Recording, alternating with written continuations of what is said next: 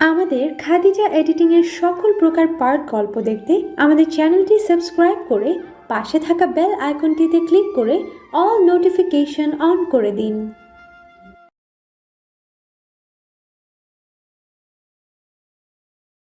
আমি আজ 2 মাস পর জেল থেকে বের হচ্ছি। আসলে আমাকে জামিন করে বের করা হয়েছে। আমার বাবা শহরে অনেক বড় একজন শিল্পপতি, তাই বেশি দিন জেলে থাকতে হয়নি। তাই আজ আমার জামিন হয়ে গেল। আমি জেলখানা থেকে বের হয়ে আনমনে হাঁটতে হাঁটতে বাসার দিকে আসছি আর রিমির কথা ভাবছি।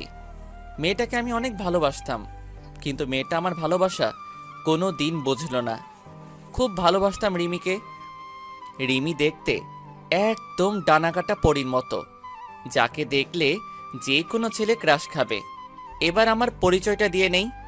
আমি আহনাফ ইসলাম আরিয়ান। আমি অনার্স শেষ করে রেজাল্টের জন্য অপেক্ষা করছি। পরিচয় দিতে দিতে আমার বাসায় চলে আসলাম। বাড়ির কলিং বেল বাজালাম। কিছুক্ষণ পর আমার মা এসে দরজা খুলে দিল। আমি মাকে দেখে অনেক খুশি হলাম। 2 মাস পরে মাকে দেখলাম, কিন্তু মা আমাকে দেখে মুখটা মলিন করে কোনো কথা না বলে ভিতরে ঢুকে গেল। আজ আমার একটা অন্যায়ের জন্য মা আমার সাথে কথা বলল না। খুব খারাপ লাগছে। মা আমার সাথে কথা না বলে মুখে এক রাশ বিরক্ত নিয়ে চলে গেল আমার সামনে থেকে। আমি মার পিছু নিলাম। আমি আমার মাকে ডাকলাম, কিন্তু মা কোনো কথা বলছে না। এবার আমি দৌড়িয়ে মায়ের সামনে গেলাম। মা, কি হলো? আমার সাথে কথা বলছো না কেন? আমি তো রাগের মাথায় একটা ভুল করেছি, তাই বলে আমাকে এভাবে শাস্তি দেবে? আমার কোনো ছেলে নেই। আহনাফ নামে একটা ছেলে ছিল, কিন্তু 2 মাস আগে সে মারা গেছে আমার কাছে। তুই আমার ছেলে না, তোর ওই পাপী চেহারা আমাকে দেখাবি না। আর তোর এই নোংরা মুখে আমাকে কোনোদিন মা বলে ডাকবি না। তাই বলে মা কান্না করতে করতে চলে গেল রুমে। এবার মায়ের কথা শুনে আমার দু চোখ বেয়ে অঝোর ধারায় পানি পড়তে থাকলো। শেষ পর্যন্ত আমার মা আমাকে দূরে ঠেলে দিল। খুব কষ্ট হচ্ছে, তাই রুমে এসে দরজা বন্ধ করে অনেকক্ষণ কান্না করলাম। কান্না করতে করতে কখন যে ঘুমিয়ে পড়েছি নিজেই জানি না। ঘুম ভাঙল দরজার ঠক ঠক শব্দে। আমি উঠে দরজা খুলে দিলাম। দরজা খুলে দেখি বাবা দাঁড়িয়ে আছে। আমি বাবাকে দেখে কান্না করে দিলাম আর বাবাকে জড়িয়ে ধরলাম। আসলে বাবার সাথে আমি খুব ফ্রি ছিলাম। কান্না করিস না, সব ঠিক হয়ে যাবে। আর কাল থেকে তুই অফিসে জয়েন করবি, তারপর দেখবি সব ঠিক হয়ে যাবে। আচ্ছা বাবা, তুমি যা বলবে তাই হবে। আর একটা কথা তোকে না জানিয়ে আমি বড় একটা সিদ্ধান্ত নিয়েছি। আশা করি তুই আমার কথা রাখবি। বলো বাবা, আমি তোমার সব কথা রাখবো। আমি তোর সাথে রিমির বিয়ে ঠিক করেছি, কারণ তোর জন্য রিমির জীবন নষ্ট হোক আমি তা চাই না। তাই আমি এই সিদ্ধান্তটা নিয়েছি। তুমি যা ভালো বোঝো তাই করো। আপনারা ভাবছেন এই রিমিটা কে? আসুন 2 মাস আগের কাহিনী বলছি। সকালে ঘুমিয়ে আছি, হঠাৎ ফোনের শব্দে ঘুম ভেঙে গেল। আমি বিরক্ত হয়ে ফোনটা রিসিভ করলাম। দেখি আমার বন্ধু ফোন দিয়েছে। আমার বন্ধুর নাম রাজু। ওই শালা এত সকালে ফোন দিয়ে আমার আরামের ঘুম নষ্ট করলি কেন রে? আরে রাখ তোর আরামের ঘুম। আর এদিকে রিমি ভাবি অন্য একটা ছেলের সাথে এক রিক্সায় কলেজে যাচ্ছে, তুই তাড়াতাড়ি কলেজে চলে আয়। রাজুর মুখে রিমির কথা শুনে আমার নিমিষেই ঘুম উধাও হয়ে গেল। আমি তাড়াতাড়ি উঠে ফ্রেশ হয়ে কলেজের জন্য রওনা দিলাম। আসুন রিমির সাথে পরিচয় করে দেই। রিমি আমাদের কলেজে 2য় বর্ষের ছাত্রী। আমি রিমিকে 2 বছর ধরে ভালোবাসি। রিমিকে অনেকবার প্রপোজ করেছি, কিন্তু রিমি রাজি হয়নি। রিমিকে আমি অনেক ভালোবাসি, যা রিমিকে কেউ এরকমভাবে ভালোবাসতে পারবে কি না আমার জানা নাই। পরিচয় দিতে দিতে কলেজে চলে আসলাম। এসে দেখি রিমি একটা ছেলের পাশে বসে আছে আর হেসে কথা বলছে। আমার মাথায় প্রচণ্ড রাগ উঠে গেল।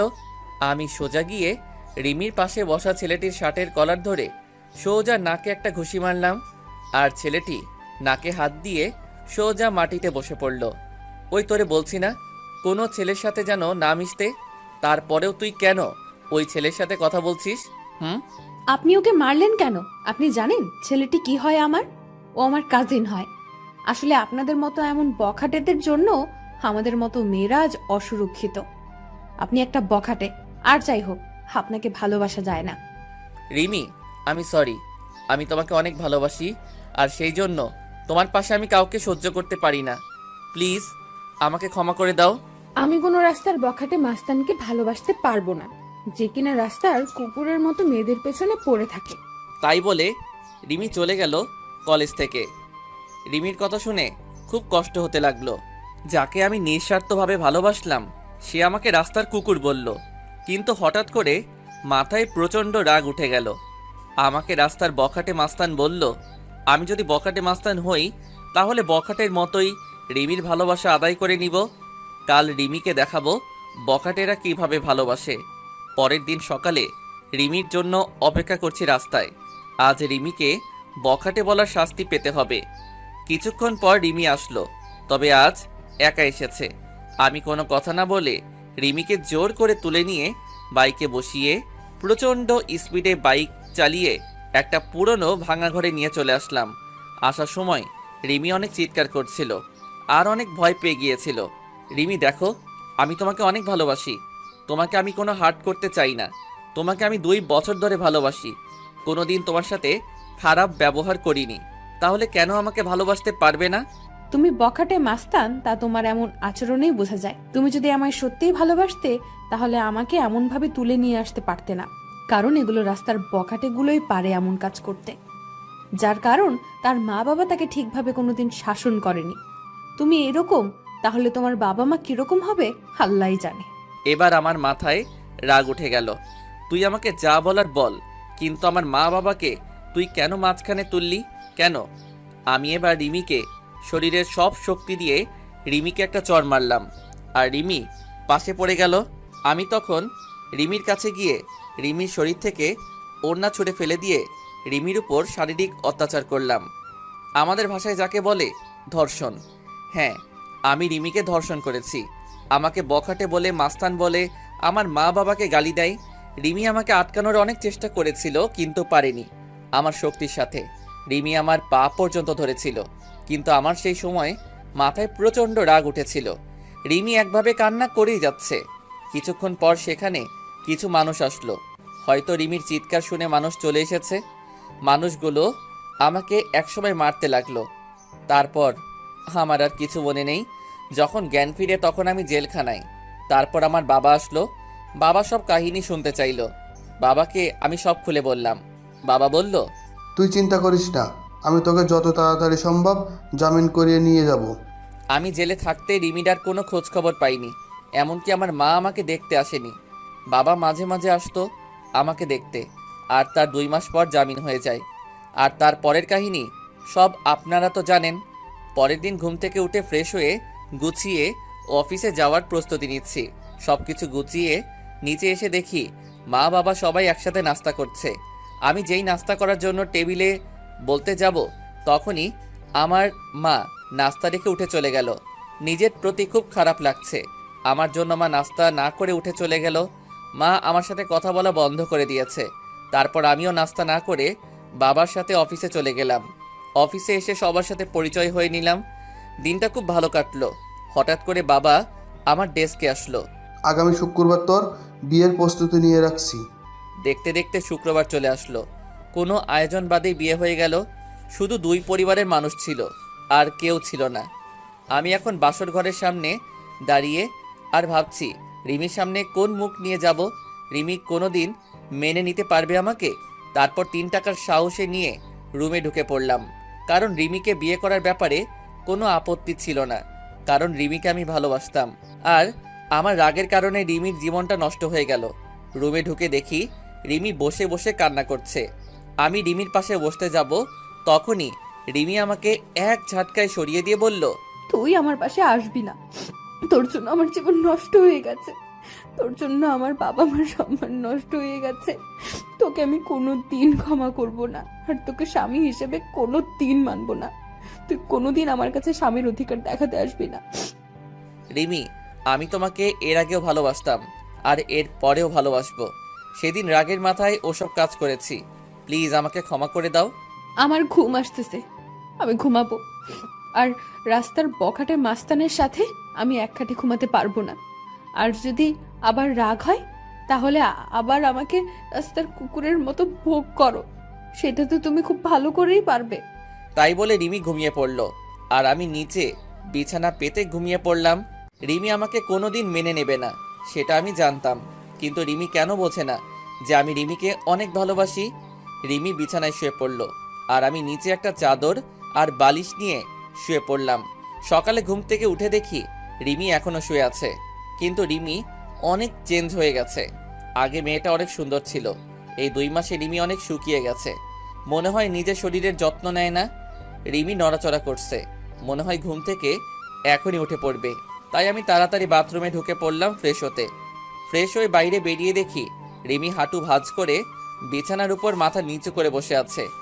কি হয়েছে রিমি, তুমি এমনভাবে বসে আছো কেন? ফ্রেশ হবে না? এবার রিমি মাথা তুলল, দেখি রিমি কান্না করছে। মুহূর্তের মধ্যে মনটা খারাপ হয়ে গেল। আমি কান্না করি আর যাই করি, আপনাকে না দেখলেও চলবে। যে মানুষটা আমার সবকিছু শেষ করে দিয়েছে, আমার স্বপ্ন, আশা, ইজ্জত, যে মানুষটা নিমেষেই সব শেষ করে দিয়েছে, তার সাথে আমার এক রুমে থাকতে হচ্ছে। কতটা ঘৃণা করি আপনাকে জানেন আপনি? আপনাকে দেখলে আমার মনে হয় যে নিজেকে শেষ করে দেই। আর আজ পরিস্থিতির কারণে আপনি আমার স্বামী, তাই আমি আমার মতো থাকবো, আর আপনি আপনার মতো। আর যদি রাস্তার কুকুরদের মতো যদি আবার আমাকে ভোগ করতে চান তাহলে করতে পারেন, কারণ বিয়ের আগে আপনি একটা মেয়ের বেঁচে থাকার সম্বলকে ছিনিয়ে নিয়েছেন। তাই আপনাকে আমি ঘৃণা করি, আর আজীবন ঘৃণা করব। আমি কোনো কথা না বলে সোজা বাইরে চলে আসলাম।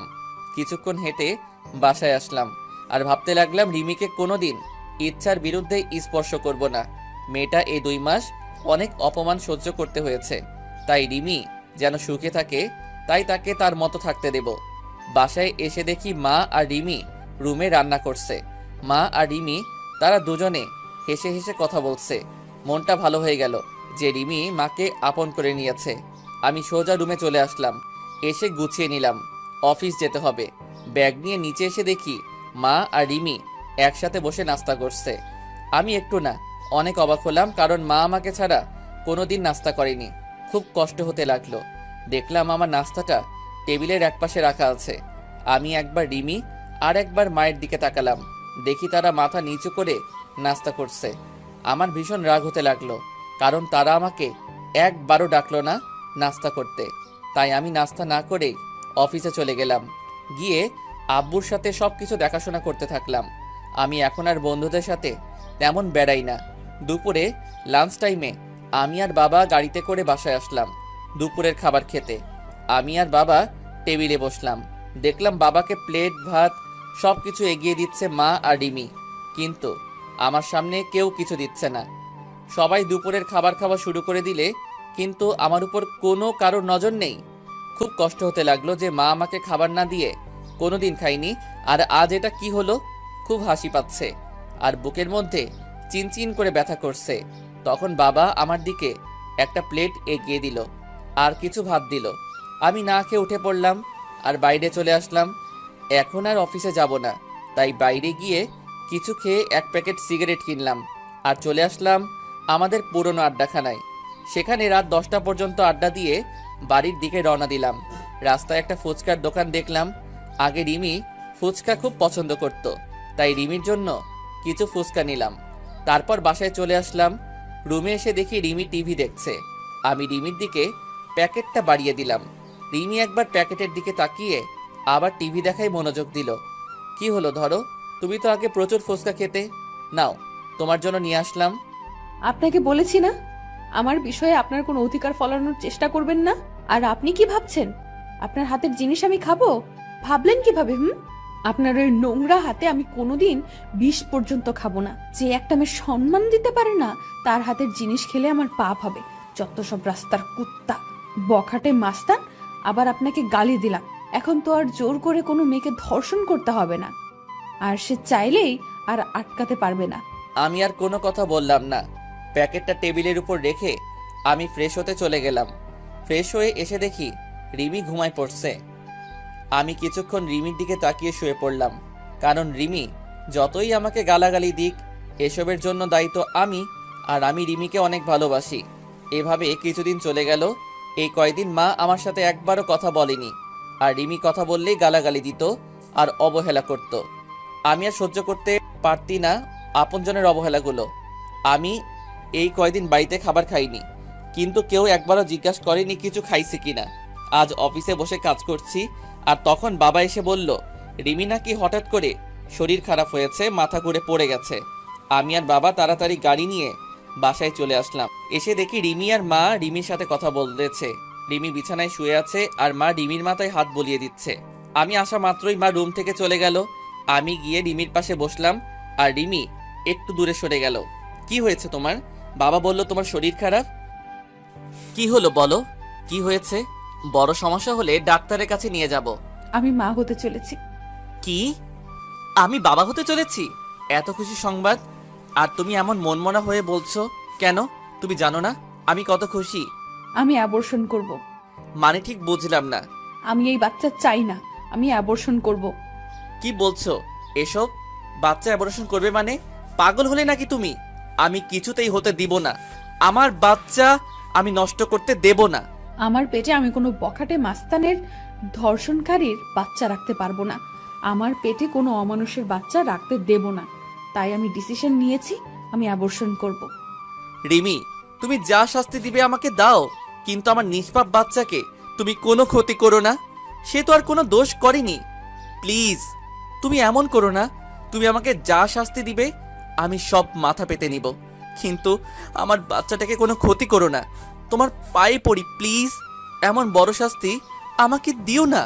আমার পেটে যে বাচ্চা, সে একটা অমানুষের বাচ্চা, একজন বখাটের বাচ্চা, যে নিজের ভালোবাসা পাওয়ার জন্য একটা মেয়েকে জীবিত লাশ করে দিতে পারে।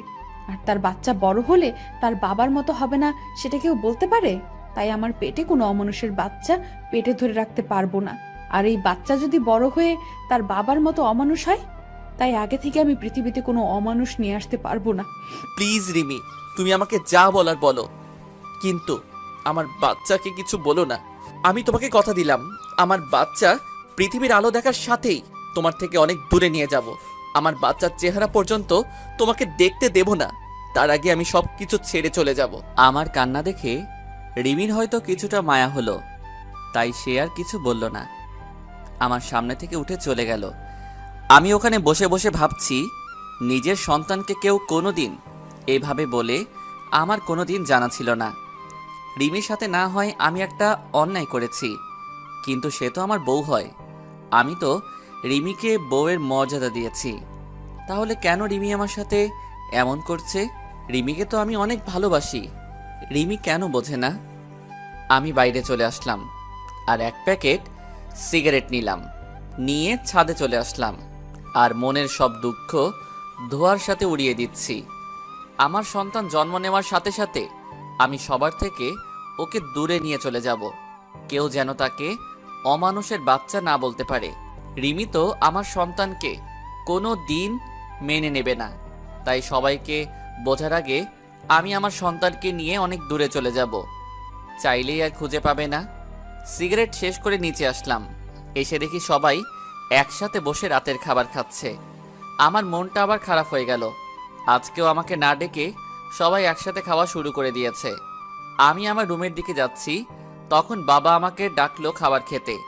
আমার ক্ষুধা নাই বলে রুমে চলে আসলাম। আমার মায়ের কাছে আমি এতটাই ঘৃণার পাত্র হয়ে গেলাম যে আমার সাথে এই কয়টা দিন একটা কথাও বলেনি।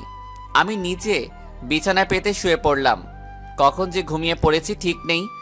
সকালে উঠে দেখি রিমি খাটের উপর নেই, হয়তো নিচে গেছে। আমি উঠে ফ্রেশ হয়ে নাস্তা না করে অফিসে চলে আসলাম। বিকালে অফিস শেষে বাসায় আসার সময় রিমির জন্য কিছু জিনিস নিয়ে নিলাম। কিছু ফল আর মাদার হরলিক্স আর অন্যান্য মায়ের শরীরের উপকারে আসে সব কিছু নিয়ে আসছি। তখন অঝোর ধারায় বৃষ্টি হতে লাগলো। আজ খুব বৃষ্টিতে ভিজতে ইচ্ছা করছে। অনেক দিন বৃষ্টিতে গোসল করিনি। আমার আবার বৃষ্টিতে ভিজলে জ্বর ঠান্ডা লাগে। আমি কোনো কিছু না ভেবে একভাবে হেঁটে চলেছি। বাসায় এসে কলিং বেল বাজালাম, দেখি আব্বু দরজা খুলে দিছে। কিরে তুই বৃষ্টিতে কেন ভিজছস? তোর জ্বর আসবে। কিছু হবে না, অনেকদিন পর বৃষ্টিতে ভিজেছি, তাই ভালো লাগছে। আমার রুমে চলে আসলাম। এসে দেখি রিমি জানালার গ্রিল ধরে এক মনে বাইরে তাকিয়ে আছে। আমি রিমিকে ডাক দিলাম। রিমি আমার দিকে তাকালো। আমি রিমির হাতে ফল আর হরলিক্সের প্যাকেটটা দিতে যাব, তখন রিমি চিৎকার করে রেগে বলল, আপনাকে এইসব আনতে বলেছে কে? এসব ঢঙের কোনো দরকার নেই। আমার জীবনটা শেষ করে এখন নাটক করতে আসছে। যত সব ঢং দেখলে বাঁচি না। আর আপনি ভাবলেন কি করে একটা অমানুষের হাতের জিনিস আমি খাবো? যদি সারাদিন না খেয়েও থাকি তবুও আপনার মতো একটা মানুষের কোনো জিনিস খাবো না। রিমি, আমি এসব কিছু আনতে চাইনি, শুধু আমাদের বাচ্চাটার জন্য নিয়ে এসেছি। তুমি আমাকে যেভাবে শাস্তি দেবার দাও, আমাদের বাচ্চাটাকে কোনো শাস্তি দিও না। তুমি এগুলো আমার বাচ্চার জন্য নিয়মিত খাও। আমাদের বাচ্চা মানে শুধু আপনার বাচ্চা, আমার কোনো বাচ্চা নেই। তাও আবার আপনার মতো একটা জানোয়ারের বাচ্চা নেব আমি? কোনোদিন না, কোনো দিন সম্ভব না। আচ্ছা, শুধু আমার বাচ্চা তোমাকে বাচ্চার মা বলে, আমি কোনোদিন পরিচয় দেব না। তুমি নিশ্চিন্তে থাকতে পারো। শুধু আমার বাচ্চাটার জন্য এগুলো নাও। এবার রিমি রাগী মুখে আমার হাত থেকে প্যাকেট নিয়ে অন্য রুমে চলে গেল, আর আমি ফ্রেশ হতে চলে গেলাম। ফ্রেশ হয়ে এসে দেখি রিমি বিছানায় শুয়ে পড়ছে। আমি ফ্লোরে বিছানা পেতে শুয়ে পড়লাম। মাঝরাতে আমার শরীরে কাঁপুনি দিয়ে জ্বর আসলো। আমি একটা চাদর নিয়ে শুয়ে পড়লাম। যখন ঘুম ভাঙল তখন দেখি সকাল 12টা বেজে গেছে, আর আমার পাশে বাবা বসে আছে আর মাথায় পানি দিচ্ছে। তাহলে সারা রাত আমার শরীরে জ্বর ছিল, কিন্তু রিমির তো জানার কথা যে আমার জ্বর এসেছে। হয়তো রিমি আমার উপর ঘৃণা করে, আমার শরীরে হয়তো স্পর্শ করেনি। বাবা, তুমি এখানে? রিমি মাগায়। সকালে অফিসে গিয়ে দেখি তুই আসিসনি, আবার ফোন বন্ধ। তাই আমি বাড়িতে এসে দেখি তুই জ্বরে শরীর কাঁপুনি দিয়ে উঠছে, তাই আমি মাথায় পানি দিয়ে দিচ্ছি। আসলে বাবা সব জানে যে রিমি আর মা আমার সাথে কথা বলে না, তাই হয়তো বাবা আমার খোঁজ খবর নিচ্ছে। আমার চোখ দিয়ে কয়েক ফোঁটা পানি বের হয়ে গেল। আমার মায়ের জন্য আমার উপর একটু মায়া হলো না। আর রিমিকে তো আমি নিজের থেকেও ভালোবাসি। তাহলে রিমি অন্তত একটু দেখতো যে আমি মারা গেছি না বেঁচে আছি। বাবা কিছু খাবার নিয়ে আসবে, রাতে থেকে কিছু খাওয়া হয়নি। একটু বস, আমি বৌমাকে পাঠিয়ে দিচ্ছি। না বাবা, দরকার নেই, আমি বাইরে থেকে খেয়ে নেব। আমি সব বুঝি রে বাবা, মেয়েটা তোকে এখনও ক্ষমা করতে পারেনি। আমি নিয়ে আসছি খাবার। তাই বলে বাবা চলে গেল নিচে খাবার আনতে, আর আমি বিছানায় শুয়ে আছি। তখন রিমি রুমে আসলো, আর আমার দিকে একবার তাকিয়ে নিজের কাজ সেরে আবার রুমের বাইরে চলে গেল। আমি যেই মেয়েটাকে নিজের জীবনের চাইতেও বেশি ভালোবাসি, সেই মেয়েটা আমার প্রতি একটু মায়া কাজ করে না। যেদিন আমি থাকবো না সেদিন বুঝতে পারবে কতটা ভালোবেসেছিলাম তাকে আমি। সেদিন হয়তো আর আমাকে পাবে না, সব কিছু মায়া ত্যাগ করে চলে যাব। তখন আমার উপরে আর কারো রাগ থাকবে না, কেউ আমাকে অমানুষ জানোয়ার বখাটে বলবে না। তারপর বাবা আমাকে খাবার দিয়ে গেল, আমি খেয়ে নিলাম। তারপর বিকালের দিকে একটু শরীরটা ভালো হলো, আমি আস্তে আস্তে উঠে বাইরে চলে আসলাম আর কিছু খেয়ে নিলাম। এভাবে চলে গেল 2 দিন। এই 2 দিন আমার শরীরে হালকা জ্বর ছিল, কিন্তু মা, রিমি কেউ আমাকে দেখেনি, সবাই অবহেলা করেছে। এখন কেমন যেন নিজেকে শেষ করে দিতে ইচ্ছা করছে। নিজের আপনজনের এমন অবহেলা সহ্য হচ্ছে না। আমি বাসার খাবার খুবই কমই খাই, বেশিরভাগই বাইরে খাই। আজ আবার একটু অফিসে আসলাম, এসে কিছু কাজ করে বাসায় আসার সময় রিমির জন্য কিছু জিনিস কিনলাম, যাতে আমার বাবুটা রিমির ভেতরে সুস্থ থাকে। মা আমার সাথে একদম কথা বলা বন্ধ করে দিয়েছে। আমি আগ বাড়িয়ে কথা বলতে গেলেও মা কথা বলে না, আর রিমি আমার সাথে যখনই কথা বলতে আসে তখনই রাগ দেখিয়ে আর গালাগালি করে। এইভাবে চলে গেল 7 মাস। এখন রিমি একটু একটু করে নিজের শরীরের উপরে যত্ন নেওয়া শুরু করছে। হয়তো নিজের সন্তান, তাই একটু মায়া হচ্ছে। এখন রিমির যা যা প্রয়োজন সব বাবাকে বলে, আর বাবা আমাকে বলে আমি সেগুলো নিয়ে আসি। মাঝে মাঝে দেখি রিমি নিজের পেটে আলতো করে হাত বোলায় আর নিজে নিজে কথা বলে। খুব আস্তে আস্তে কথা বলে, আমি শুনতে পারি না, মানে নিজের সন্তানের সাথে কথা বলে। এসব দেখে খুব ভালো লাগে যে রিমি তার পেটের সন্তানকে একটু একটু করে ভালোবাসতে শিখেছে। হাজার হলেও মা সে। আর রিমি আগে সবসময় কেন মনমরা আর উদাস হয়ে থাকতো, এখন আর আগের মতো থাকে না, আবার আগের মতো স্বভাবটা ফিরে আসছে। আর এখন রিমি আমার দিকে কেন আর চোখে তাকায়, তবে মাঝে মাঝে আমি সেগুলো দেখেও না দেখার ভান করে থাকি। হয়তো নিজের বাচ্চার সাথে সাথে আমার উপরও একটু একটু মায়া জন্মাতে শুরু করছে, কিন্তু সেদিক থেকে আমার কোনো ইচ্ছাই নেই। আমি সারাদিন আমার মতো থাকি। আর রিমি রিমির মতো। আজ মাঝরাতে হঠাৎ করে ঘুমটা ভেঙে গেল। উঠে দেখি রিমি ঘুমিয়ে আছে, আর এতটা হাত রিমির পেটের উপর। হয়তো বাচ্চাকে আদর করতে করতে ঘুমিয়ে পড়েছে। আমি এবার উঠে রিমির পাশে গিয়ে বসলাম, আর আমার হাতটা রিমির পেটে আলতো করে রাখলাম। খুব ভালো লাগছে আমার। ছোট বাবুটা রিমির মধ্যে আস্তে আস্তে বড় হচ্ছে। আমি আস্তে আস্তে মাথাটা নিচু করে রিমির পেটে চুমু খেতে যাব, তখন রিমির ঘুমটা ভেঙে যায়। আর রিমির পেটে আমার হাত দেখে আর আমার মুখটা রিমির পেটের কাছে দেখে রিমির চোখ রাগে ভরে গেল। আর রিমি আমাকে আমার পাওনাটা বুঝিয়ে দিল। রিমি আমাকে 2টা চড় মারলো আর আমাকে ধাক্কা দিয়ে দূরে সরিয়ে দিল। আমি গালে হাত দিয়ে রিমির দিকে এক দৃষ্টিতে তাকিয়ে আছি, আর রিমির চোখ দিয়ে যেন আগুন বের হচ্ছে। কুত্তা, তুই আমার কাছে কেন এসেছিস? আমার জীবনটা নষ্ট করে তোর শান্তি হয়নি? ছোট লোক একটা, তোর কোনো মনুষ্যত্ব বোধ নেই। তুই দেখছিস আমার পেটে 7 মাসের বাচ্চা, তারপরে তুই কিভাবে আমার কাছে আসছিস? হ্যাঁ, তোর মতো জানোয়ারকে আমার আর বিশ্বাস নেই।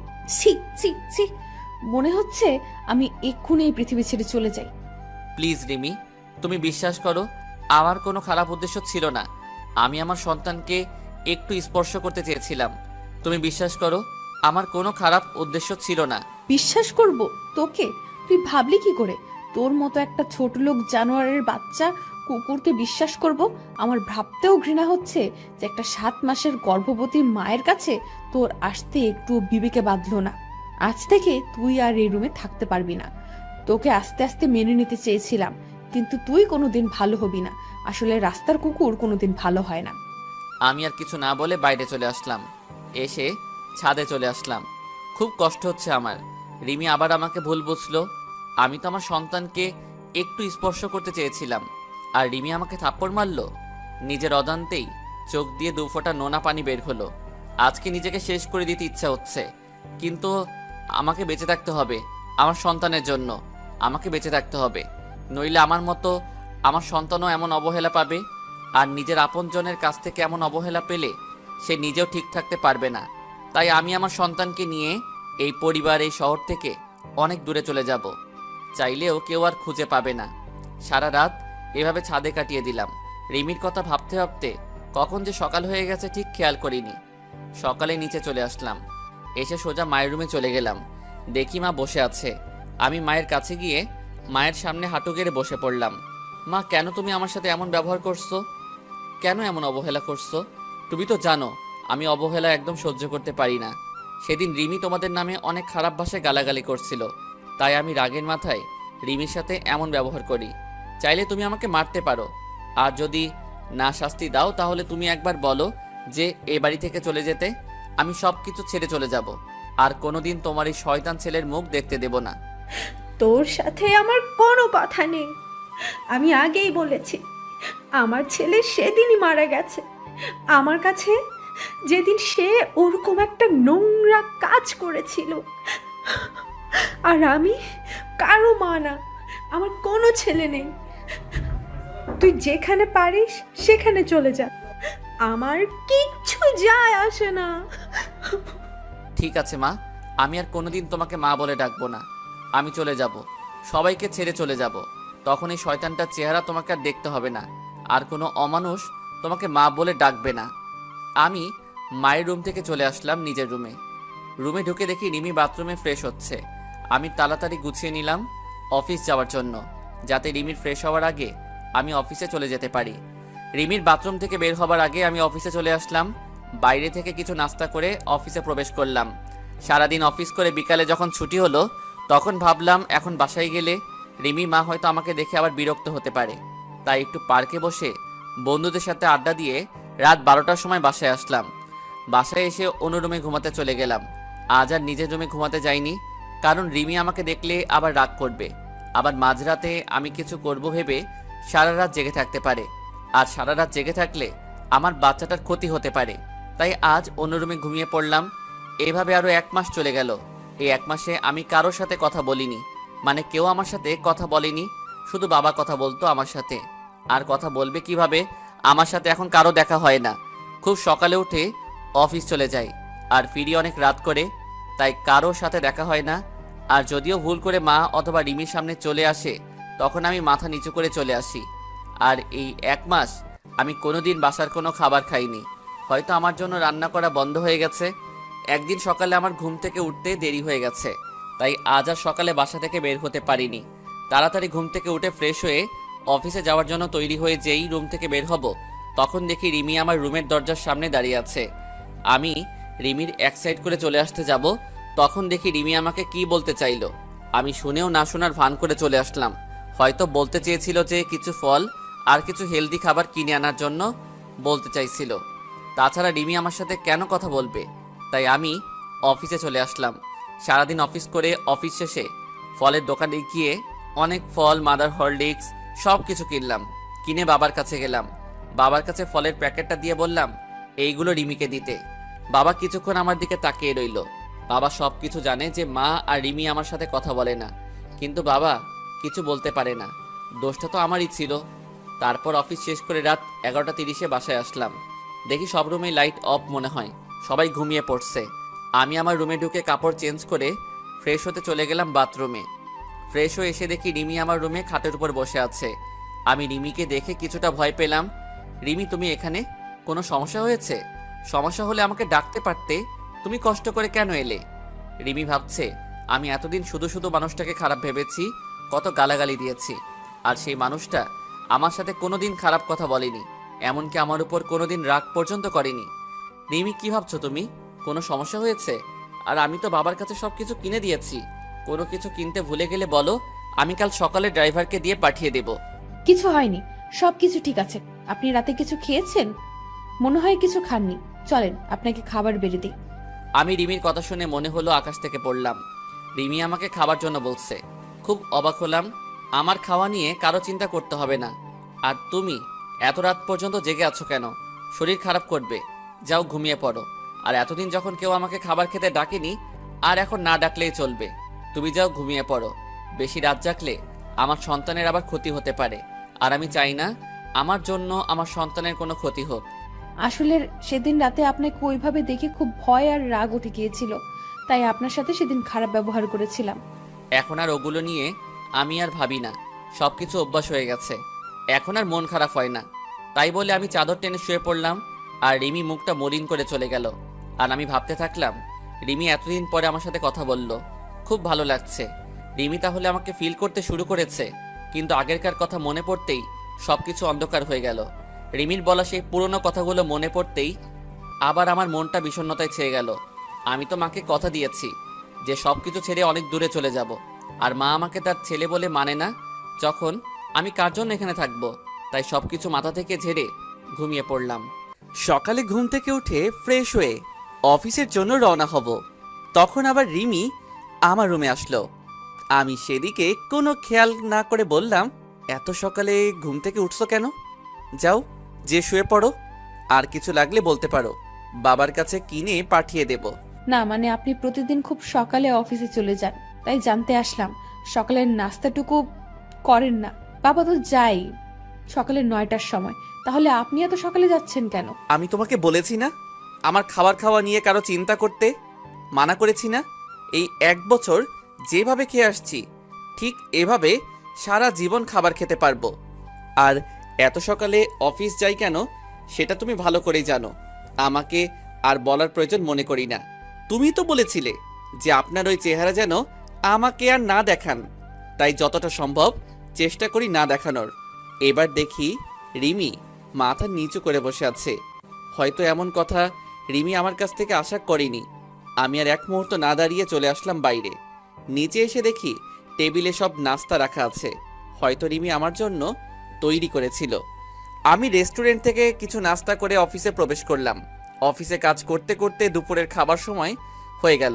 সবাই লাঞ্চ করতে চলে গেছে, এমনকি বাবাও চলে গেছে বাসায় লাঞ্চ করতে।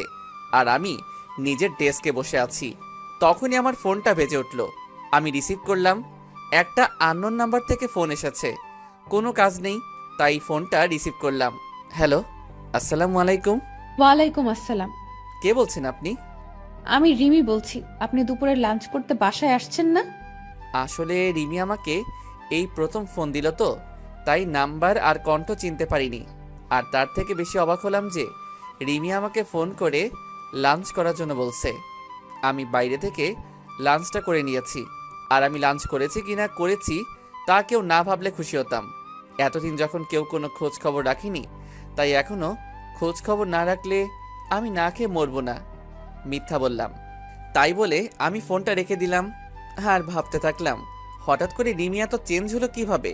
বুঝলাম না। সকালে নাস্তা করেছে কিনা, দুপুরে লাঞ্চ করেছে কিনা, সব জানতে চাইছে। এর কারণটা কি হতে পারে? হয়তো আমার উপর হালকা করুণা করছে, কিন্তু আমি কারো উপর করুণা হতে চাই না। এতদিন কিভাবে ছিলাম তা একটা বারও কেউ খোঁজ খবর নেয়নি, তাই এতদিন খোঁজ নেওয়ার কোনো দরকার নেই। তারপর আমি উঠে গিয়ে বাইরে থেকে লাঞ্চ করে নিলাম। তারপর আবার অফিসের কাজে মনোযোগ দিলাম। অফিস শেষ হয়ে গেল। আমি বাইরে বের হয়ে আমার প্রতিদিনের কাজ করতে থাকলাম। মানে কিভাবে সময় অপচয় করে রাত 12টার সময় বাসায় যাওয়া যায়। রাত 9টা বাজে, আমি বন্ধুদের সাথে সিগারেট টানছি আর আড্ডা দিচ্ছি। সেই সময় আবার আমার ফোনটা বেজে উঠল। আমি ফোন হাতে নিয়ে দেখি রিমি ফোন দিছে। আমি কেটে দিলাম। এইভাবে বেশ কয়েকবার ফোন দেওয়ার পর আমি রিসিভ করলাম। হ্যালো, ফোন দিয়েছো কেন? আপনি বাসায় আসবেন না। দেরি আছে বাসায় যাওয়ার। না মানে আর কোনো কিছু বলতে না দিয়ে ফোন কেটে দিলাম। তারপর আবার আড্ডাতে মনোযোগ দিলাম। তারপর 11টার সময় বাসায় আসলাম।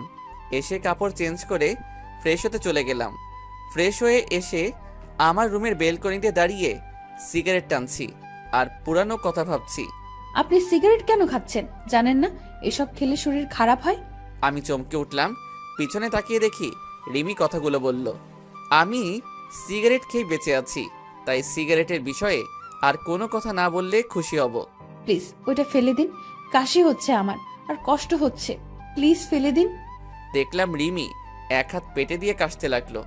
আমার বুকের মধ্যে কেমন অজানা এক ব্যথা অনুভব করলাম, কারণ রিমিকে যে আমি এখনো অনেক ভালোবাসি আর তার মধ্যে গড়ে উঠছে আমার বাবুটা। তাই সিগারেটটা ফেলে দিয়ে রিমির এক হাত ধরে বিছানার উপর বসালাম আর এক গ্লাস পানি এগিয়ে দিলাম। এত রাতে না ঘুমিয়ে এখানে কি করছো? আর আমার চেহারা দেখাতো। তোমার পাপ। তুমি আমার রুমে এসেছো, আমাকে দেখছো, কথা বলছো, তোমার পাপ হবে। তুমি চলে যাও আর হাতটা রুমে গিয়ে ডেটল দিয়ে ভালো করে পরিষ্কার করে নিবে, কারণ আমি তো একটা অমানুষ। আর একজন নোংরা মানুষ কাউকে স্পর্শ করলে তা ভালোভাবে ধুয়ে পরিষ্কার করে নিবে। রিমি আমার দিকে কেমন কান্না কান্না ভাবে তাকিয়ে আছে, মনে হয় এখনই কেঁদে দেবে। চোখে পানি জমা হচ্ছে। প্লিজ আমাকে ক্ষমা করে দিন, আপনার সাথে অনেক খারাপ ব্যবহার করেছি, অনেক অবহেলা করেছি, প্লিজ মাফ করে দিন। তুমি কেন মাপ চাইছো? তোমার কোনো দোষ নেই, সব দোষ তো আমার। কারণ আমি যে একটা জানোয়ার, রাস্তার কুকুর, অমানুষ আর সবচেয়ে বড় অন্যায় করেছি তোমার জীবনটা নষ্ট করে। তুমি আমাকে মাফ করে দাও তোমার সুন্দর জীবনটা নষ্ট করার জন্য। হয়তো তুমি আমার থেকে ভালো কাউকে আশা করেছিলে, কিন্তু তোমার জীবনে আমার মতো এতটা অমানুষ আসবে এটা তুমি হয়তো আশা করনি। যা হবার হয়ে গেছে, তুমি এখন গিয়ে ঘুমিয়ে পড়ো। আর তোমার জীবন আগের মতো সুন্দর করে দেওয়ার দায়িত্ব আমার। তুমি আবার আগের মতো চলাফেরা করবে। শুধু আমার বাবুটা বাইরে আসতে দাও, তোমাকে চিরদিনের জন্য সুখী করে দেব। যাও, অনেক রাত হয়েছে, বেশি রাত জাগলে শরীরটা খারাপ করবে, তাই ঘুমিয়ে পড়ো। আমি রিমির দিকে তাকিয়ে দেখি রিমি কান্না করছে। হয়তো ওর আর বলার কিছু নেই, কারণ এই কথাগুলো রিমি একদিন আমাকে বলেছিল। তারপর আমি আর একটা সিগারেট ধরিয়ে বেলকনিতে চলে আসলাম, আর রিমি কান্না করতে করতে চলে গেল নিজের রুমে। পরের দিন আবার একই সময়ে বের হয়ে গেলাম অফিসের জন্য। লাঞ্চের সময় আবার রিমি ফোন দিয়ে বলল যে বাবার সাথে যেন আমি বাসায় আসি লাঞ্চ করতে, কিন্তু আমি যাইনি, কারণ আমাকে দেখলে মা আবার বিরক্ত হতে পারে, আর আমি চাই না আমার জন্য মা না খেয়ে থাকুক, তাই আমি আর যাইনি। কিছুক্ষণ পর রিমি আবার ফোন করলো। কি ব্যাপার, আপনাকে না বাবার সাথে বাসায় আসতে বললাম, আপনি কেন আসলেন না?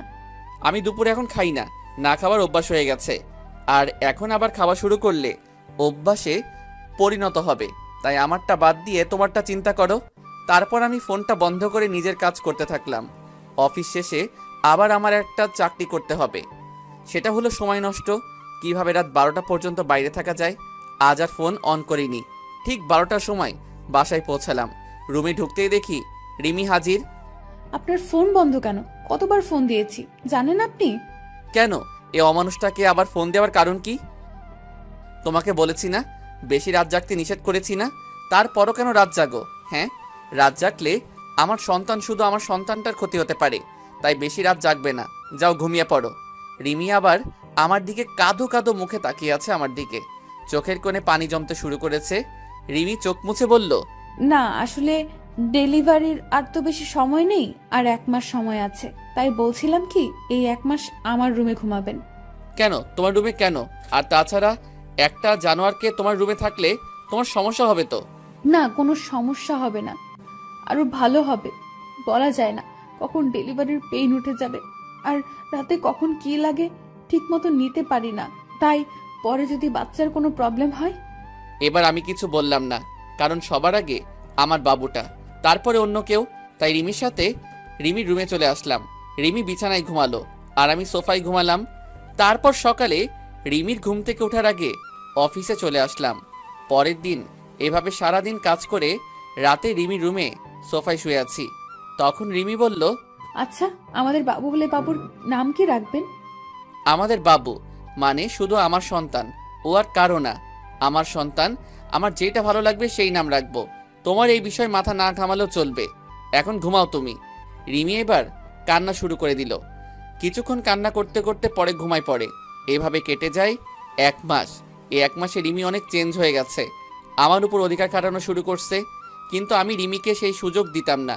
প্রতিদিন সকালে নাস্তা করার জন্য ডাক দিত, কিন্তু আমি কোনো কিছু না বলে চুপ করে চলে আসতাম।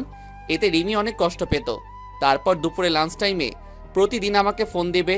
আমি কেন ফোন বন্ধ করে রাখতাম, আর না হয় ফোন রিসিভ করতাম না। একদিন অফিসে কাজ করছি, তখনই বাবা আমার কাছে দৌড়ে আসলো আর বলল যে রিমিকে নাকি হাসপাতালে নিয়ে যাওয়া হয়েছে, ডেলিভারি পেইন উঠেছে। তাই আমি আর বাবা তাড়াতাড়ি হাসপাতালে চলে আসলাম। রিমিকে ডাক্তার ওটিতে নিয়ে গেছে আর মা বাইরে বসে আছে। কিছুক্ষণ পর ডাক্তার বেরিয়ে আসলো আর বলল আমার ছেলে হয়েছে আর রিমিও ভালো আছে। আমার ছেলের কথা শুনে আজ আমি সবচেয়ে বেশি খুশি। আসলে বাবা হওয়া যে কি আনন্দ, আর কেমন অন্যরকম একটা অনুভূতি কাজ করে মনের মধ্যে। খুশিতে আমার দু চোখ দিয়ে পানি বের হয়ে গেল। ডাক্তার সাহেব, আমি কি আমার ছেলের সাথে দেখা করতে পারি? অবশ্যই করতে পারেন, কিন্তু সবাই প্রথমে নিজের বইয়ের কথা জানতে চায়। আর আপনি নিজের ছেলের কেন একবারও জিজ্ঞেস করলেন না যে আপনার স্ত্রী কেমন আছে? ডাক্তারের কথা শুনে আমি চুপ হয়ে গেলাম, আর পাশে থাকা মা বাবা সবাই কেমন দৃষ্টিতে তাকিয়ে আছে আমার দিকে। আমি মৃদু হেসে কেবিনে চলে গেলাম আর আমার সন্তানের কাছে গেলাম। নিজের ছেলেকে দেখে কেমন যেন নিজেকে খুব বাচ্চা লাগছে।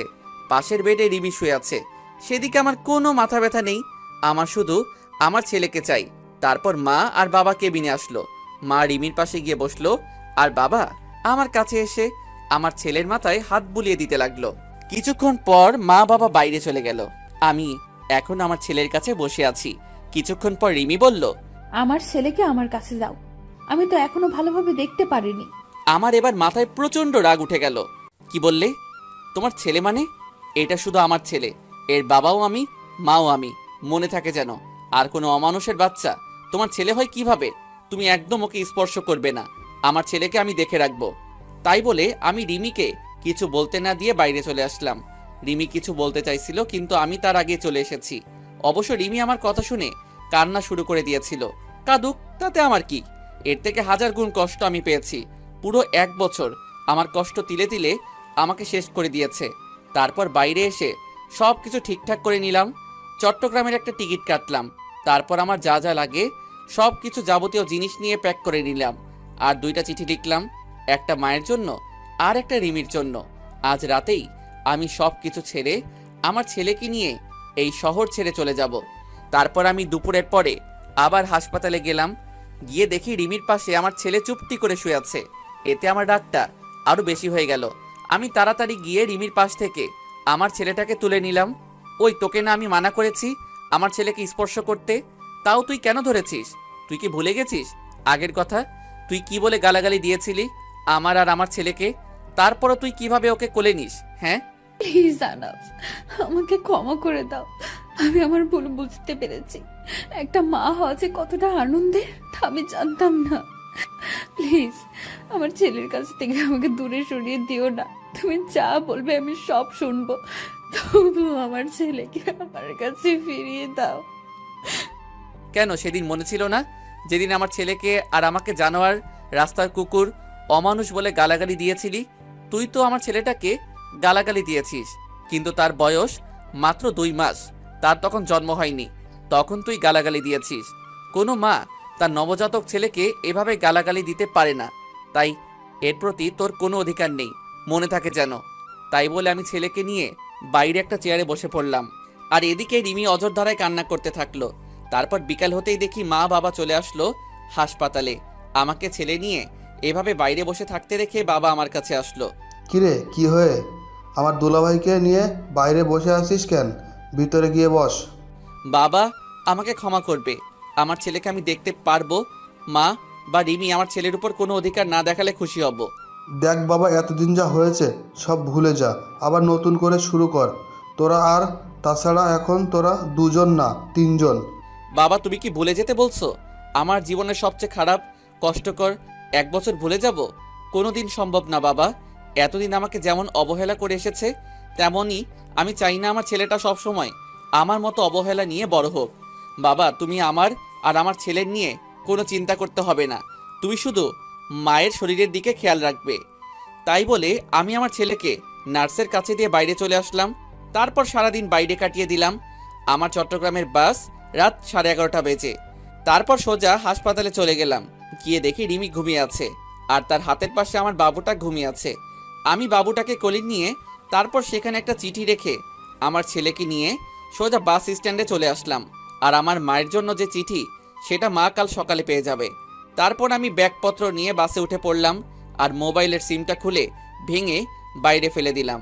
আজ সবাইকে ছেড়ে অনেক দূরে চলে যাচ্ছি, হয়তো কোনোদিন আর ফিরে আসা হবে না আমার প্রিয় শহর যশোরে। খুব কষ্ট হবে মা বাবাকে ছেড়ে, কিন্তু কি করব, আমার মা আমার সাথে 1 বছর কথা বলেনি, শুধু অবহেলা পেয়েছি।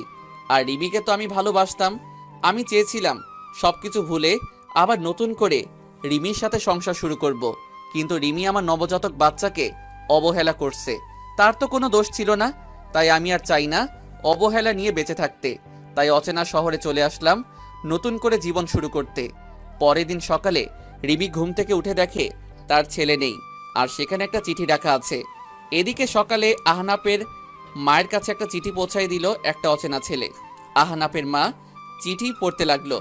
মা, তুমি যখন আমার চিঠিটা পাবে তখন হয়তো আমি তোমাদের থেকে অনেক দূরে চলে এসেছি নতুন করে জীবন শুরু করতে। মা, আমি জানি তোমাদের ছেড়ে থাকতে খুব কষ্ট হবে, কিন্তু তাও আমাকে মানিয়ে নিতে হবে। আমি যে 1 বছর তোমাদের কাছ থেকে অবহেলা পেয়েছি, সেটা আমি সহ্য করতে পারতাম না মা জান। খুব কষ্ট হতো, মাঝে মাঝে মনে হতো এই পৃথিবী ছেড়ে চিরতরে চলে যায়। কিন্তু আমি আমার ছেলের জন্য নিজের ক্ষতি করিনি, কারণ আমার যদি কিছু হয়ে যেত তাহলে আমার মতো আমার ছেলেটাকে এমন অবহেলা নিয়ে বড় হতে হতো। আর আপনজন অবহেলা করলে কতটা কষ্ট হয় শুধু আমি জানি। তাই আমি তোমাদের ছেড়ে অনেক দূরে চলে যাচ্ছি। আমি তো তোমার কাছে সেই 1 বছর আগে মারা গেছি, তাই আর তোমাদের ছেলে বলে পরিচয় দিতে হবে না। আর আমার এই পাপী নোংরা চেহারা তোমাকে আর দেখতে হবে না। তাই আমি আমার ছেলেকে নিয়ে অনেক দূরে চলে যাচ্ছি মা, যেখানে কোনো অবহেলা নেই। যদি কোনো দিন ভুল করে থাকি তাহলে ক্ষমা করে দিও মা। ইতি, তোমার অবহেলার পাও। আহনাপের মা চিঠিটা পড়া মাত্রই কান্না শুরু করে দিল, আর তাড়াতাড়ি উঠে হাসপাতালে যেতে লাগলো। এদিকে হাসপাতালে আহনাপের দেওয়ার চিঠি পড়তে থাকলো। রিমি, তুমি হয়তো জানো না, তোমাকে আগে 2 বছর যেভাবে ভালোবাসতাম ঠিক সেইভাবে এখনো ভালোবাসি, কিন্তু আমার ভালোবাসা তুমি বুঝলে না। মনে করেছিলাম জেল থেকে বের হয়ে আবার তোমাকে বিয়ে করে 2 জন সুখী থাকবো, কিন্তু বিয়ে হলেও আমরা সুখী হতে পারলাম না। তুমি যদি চাইতে তাহলে আমাদের সংসারটা আজ অন্যরকম হতো, কিন্তু তুমি চাওনি, কারণ আমি যে একটা অমানুষ জানোয়ার, তাই না? তুমি তো একদিন বলেছিলে আমার গর্ভে কোনো অমানুষের বাচ্চা ধারণ করতে পারবো না, কিন্তু আমি তোমার প্রতি কৃতজ্ঞ যে আমার ছেলেটাকে তোমার গর্ভে ধারণ করার জন্য। আর তুমি যেদিন আমাকে ভুল বুঝে থাপ্পড় মেরেছিলে সেদিন জানো কতটা কষ্ট পেয়েছিলাম। আর তুমি কি বলেছিলে? আমাকে ক্ষমা করে দাও। আমি সেদিন রাগের মাথায় উল্টাপাল্টা বলে ফেলেছি। রিমি, তুমি কি জানো মানুষ রাগের মাথায় সবসময় সত্যি কথা বলে, আর তাই সেদিন তুমি যা বলছো হয়তো সব সত্যি। আর আমি তোমার জীবন নষ্ট করেছিলাম, আর সেই জীবন থেকে আমি চিরদিনের জন্য আমার ছেলেকে নিয়ে চলে যাচ্ছি। তুমি তো একদিন বলেছিলে তোর মতো পাপীর চেহারা আমি দেখতে চাই না, তাই আমি তোমার কথা রাখার জন্য চলে যাচ্ছি। আর আমার ছেলেকে আর কোনোদিন অমানুষ বলে গালাগালি করো না। তুমি পারলে যতদিন গালাগালি করো আমাকে করো, আমার ছেলেকে আমি কেমন ভাবে গড়ে তুলবো জানি না, কিন্তু তোমাদের মতো অবহেলা করব না যেভাবে তোমরা আমাকে করছো। তাই আমি চিরদিনের জন্য তোমাদের ছেড়ে চলে যাচ্ছি কোনো এক অজানা শহরে। যদি পারো আমাকে ক্ষমা করে দিও, হিতি একটা অমানুষ। রিমি আহনাফের চিঠি পেয়ে পাগলের মতো কান্না করতে থাকলো আর আহনাফ বলে চিৎকার করতে থাকলো। তখনই আহনাফের মা আসলো রুমে, আর রিমি আহনাফের মাকে জড়িয়ে ধরে চিৎকার করে কান্না করতে থাকলো আর বারবার আহনাফ ফিরিয়ে আসো, আমার ছেলেকে ফিরিয়ে দাও বলে চিৎকার করে কান্না করতে থাকলো। আর এদিকে আহনাফ তার ছোট ছেলেকে নিয়ে এক অচেনা শহরে চলে আসলো। কাউকে চিনে না, কোথায় থাকবে আহনাফ নিজেই জানে না। পরের দিন আমি আমার ছেলেকে নিয়ে একটা চায়ের দোকানে বসে আছি। আমি হালকা নাস্তা করে আমার ছেলের জন্য দুধ কিনে তাকে কষ্ট করে খাওয়ালাম। অনেক হয়েছে, এবার আমার ছেলের একটা নাম রাখতে হবে, তাই আমার ছেলের নাম আব্দুল্লাহ আল সামি রাখলাম, কিন্তু আমি তাকে সামি বলেই ডাকবো, আপনারাও ডাকতে পারেন সামি বলে। তারপর দোকানে আর কিছুক্ষণ বসে থাকার পরে হঠাৎ করে দোকানদার বলল, কি ব্যাপার, আপনি এতটুকু বাচ্চা নিয়ে এভাবে ঘুরে বেড়াচ্ছেন কেন? আর বাচ্চার মা কোথায়? আসলে আমি এই শহরে নতুন, তাই কাউকে চিনি না, আর থাকার একটা জায়গাও নেই, আর বাচ্চার মা নেই, আমি তার মা বাবা। তারপর দোকানদার কি যেন ভেবে বলল, আপনি চাইলে আমার বাড়ির পাশের একটা ছোট বাড়ি আছে, আপনাদের দুজনের থাকার জন্য বেশ ভালো জায়গা। আমি দোকানদারের কথা শুনে বেশ খুশি হলাম। আমি আর কিছু না ভেবে তার কথায় রাজি হয়ে গেলাম। তারপর তিনি আমাকে বাসাটা দেখিয়ে দিয়ে চলে গেল আর বলল, আমার বাড়িটা পাশেই, আমি আমার মেয়েকে বলে যাচ্ছি আপনার যা যা লাগবে সব কিছু যেন সে দেখে নেয়, আর কোনো সমস্যা হলে আমার মেয়েকে বলবেন। দোকানদার তাই বলে চলে গেল আর আমি ঘরটা একটু দেখে নিয়ে কাজ শুরু করে দিলাম, মানে ঘর গোছানোর কাজ। কিছুক্ষণ পর দেখি একটা মেয়ে আসলো রুমে। ও, আপনি তাহলে তিনি যার কথা বাবা বলে গেল? তার মানে ইনি দোকানদারের মেয়ে হবে হয়তো। দেখতে মাশাল্লাহ বেশ সুন্দর, তবে গরিব বলে বেশি সাধারণভাবে চলাফেরা করে, তাই সৌন্দর্যটা বেশি ফুটে উঠছে না। জি, আমি এই ঘর ভাড়া নিয়েছি, আসলে এখানে কাউকে চিনি না তো, তাই আপনাকে আসতে হলো। আপনি একটু দেখিয়ে দিলেই চলবে। আরে আপনি কোনো চিন্তা করবেন না, আপনার যা যা দরকার বলবেন, আমি দেখিয়ে দেব। আর আমাকে আপনি করে না বলে নাম ধরে ডাকলে খুশি হব। আমার নাম তনিমা, তনিমা বললেই খুশি হব। ও আচ্ছা, নাম ধরেই ডাকবো। তখনই স্বামী কেঁদে উঠল আর তনিমা বলল, এখানে একটা বাচ্চা কান্না করছে কোথায়? আমি তাড়াতাড়ি গিয়ে স্বামীকে কোলে তুলে নিলাম, কিন্তু কান্না থামার কোনো নাম গন্ধই নেই। এই বাচ্চাটা কার? কার বাচ্চা চুরি করে নিয়ে আসছেন? বলেন কার বাচ্চা, নইলে আমি কিন্তু লোকজন ডাকবো আর বলবো আপনি একটা বাচ্চা পাচারকারী। আমি বাচ্চা চুরি করতে যাব কেন? এটা আমার ছেলে, আমি ওর বাবা, আর আমি কোনো বাচ্চা পাচারকারী না, বুঝলেন? তাহলে বাচ্চার মা কোথায়? বাচ্চার মাকে তো দেখতে পাচ্ছি না। আমার ছেলের মা নেই, সে আমার ছেলেটাকে জন্ম দিতে গিয়ে মারা গেছে। এখন থেকে আমি ওর মা বাবা। ও, তা আগে বলবেন তো। আর বাচ্চা কেউ এইভাবে কোলে নেয়? দেন আমার কাছে, দেন। তাই বলে তনিমা আমার কাছ থেকে বাচ্চাটা নিজের কাছে নিয়ে নিল আর স্বামীর কান্না থেমে গেল। আসলে বাচ্চারা মাতৃ করে বেশি মানায়। আচ্ছা, আপনি ঘরটা গোছান, আমি আপনার ছেলেকে দেখছি। তাই বলে তনিমা স্বামীকে নিয়ে বাইরে চলে গেল আর আমি ঘরটা গোছানো শুরু করলাম। ঘর গোছানো শেষে আমি বাইরে গিয়ে দেখি স্বামী তনিমার কোলে আরামে ঘুমিয়ে আছে। দেখে খুব ভালো লাগলো, কারণ সারাটা দিন বাসের মধ্যে ভালোভাবে ঘুমাতে পারিনি। দেন স্বামীকে আমার কাছে দেন, রুমে শুয়ে দিয়ে আসি। আপনার কাছে দিলে আবার ঘুম ভেঙে যাবে, আমি নিয়ে যাচ্ছি, চলেন। তারপর তনিমা স্বামীকে বিছানায় রেখে চলে আসবে, তখন বলল, আচ্ছা, আপনার নামটাই তো জানা হলো না। আমার নাম আহনাফ হাসান, আমাকে আহনাফ বলে ডাকলেই হবে। ও আচ্ছা, দুপুরে আমাদের বাসায় খাবেন, বাবা বলে গেছে যেন দুপুরে খাবার যেন আমাদের বাসায় খাই। আমি শুধু মাথা নাড়িয়ে ইশারা করে হ্যাঁ বললাম। তারপর আমি নিজের ঘরে চলে আসলাম আর কিছু টুকটাক কাজ করে নিলাম। আসার সময় কিছু টাকা নিয়ে এসেছিলাম, এখন আপাতত এই টাকা দিয়ে চলতে হবে, আর কিছুদিনের মধ্যে একটা চাকরি জোগাড় করতে হবে। কিন্তু আমি চাকরি করতে গেলে স্বামীকে কে দেখবে? তারপর আমি দুপুরের সময় বসে আছি, তখনই তনিমা আমার জন্য খাবার নিয়ে আসলো আর স্বামীর জন্য ফিডারে করে দুধ নিয়ে আসলো। আপনি আবার কষ্ট করে নিয়ে আসলেন কেন? আমাকে বললে আমি গিয়ে নিয়ে আসতাম। তা কি করে হয়? আপনি তো আমাদের মেহমান, তাই আপনার ভালো মন্দ দেখার সব দায়িত্ব আমার। তারপর আমি তনিমার কাছ থেকে দুধের ফিডারটা নিয়ে স্বামীর দুধ খাওয়াতে যাব। তখন তনিমা বলল, এইসব কাজ আপনাদের না, এসব কাজ আমাদের, তাই আপনি খেয়ে নেন, আমি স্বামীকে দুধ খাওয়াচ্ছি। তারপর আমি দুপুরে খাবার খেতে লাগলাম। আর তনিমা স্বামীকে কোলে তুলে খুব যত্ন করে খাওয়াতে লাগলো। মনে হচ্ছে স্বামী তার মায়ের কোলে দুধ খাচ্ছে, আর তনিমা মনে হচ্ছে তার নিজের ছেলেকে কোলে তুলে যত্ন করে দুধ খাওয়াচ্ছে। এইভাবে চলছিল আমাদের দিনগুলি। এখন আমার থেকে তনিমা স্বামীকে বেশি খেয়াল করে, খুব আদর করে স্বামীকে। স্বামী যেন তার নিজের মাকে পেয়েছে। আর তনিমা আমাকেও বেশ কেয়ার করে। আর হ্যাঁ, তনিমার মা বেঁচে নেই। তনিমার বাবা সারাদিন চায়ের দোকানে কাজ করে, আর তনিমা সারাদিন স্বামীকে নিয়ে পড়ে থাকে। আমি কিছুদিন ধরে ভাবছি আমি একটা চাকরি করব, কারণ বাড়ি বসে থাকতে সবসময় ভালো লাগে না। আর এখন স্বামীকে নিয়ে বেশি চিন্তা করি না, কারণ স্বামী দেখাশোনা করার জন্য তনিমা আছে। কারণ আমার থেকে তনিমা স্বামীকে বেশি দেখাশোনা করে। প্রায় সবসময়ই আমি তনিমার কাছে থাকি, আর তনিমা কেমন যেন সবসময় আমাকে কেয়ার করে, সবসময় খোঁজ খবর নেয় কখন কোনটা লাগবে, সব কিছু তনিমা নিয়ে আসে।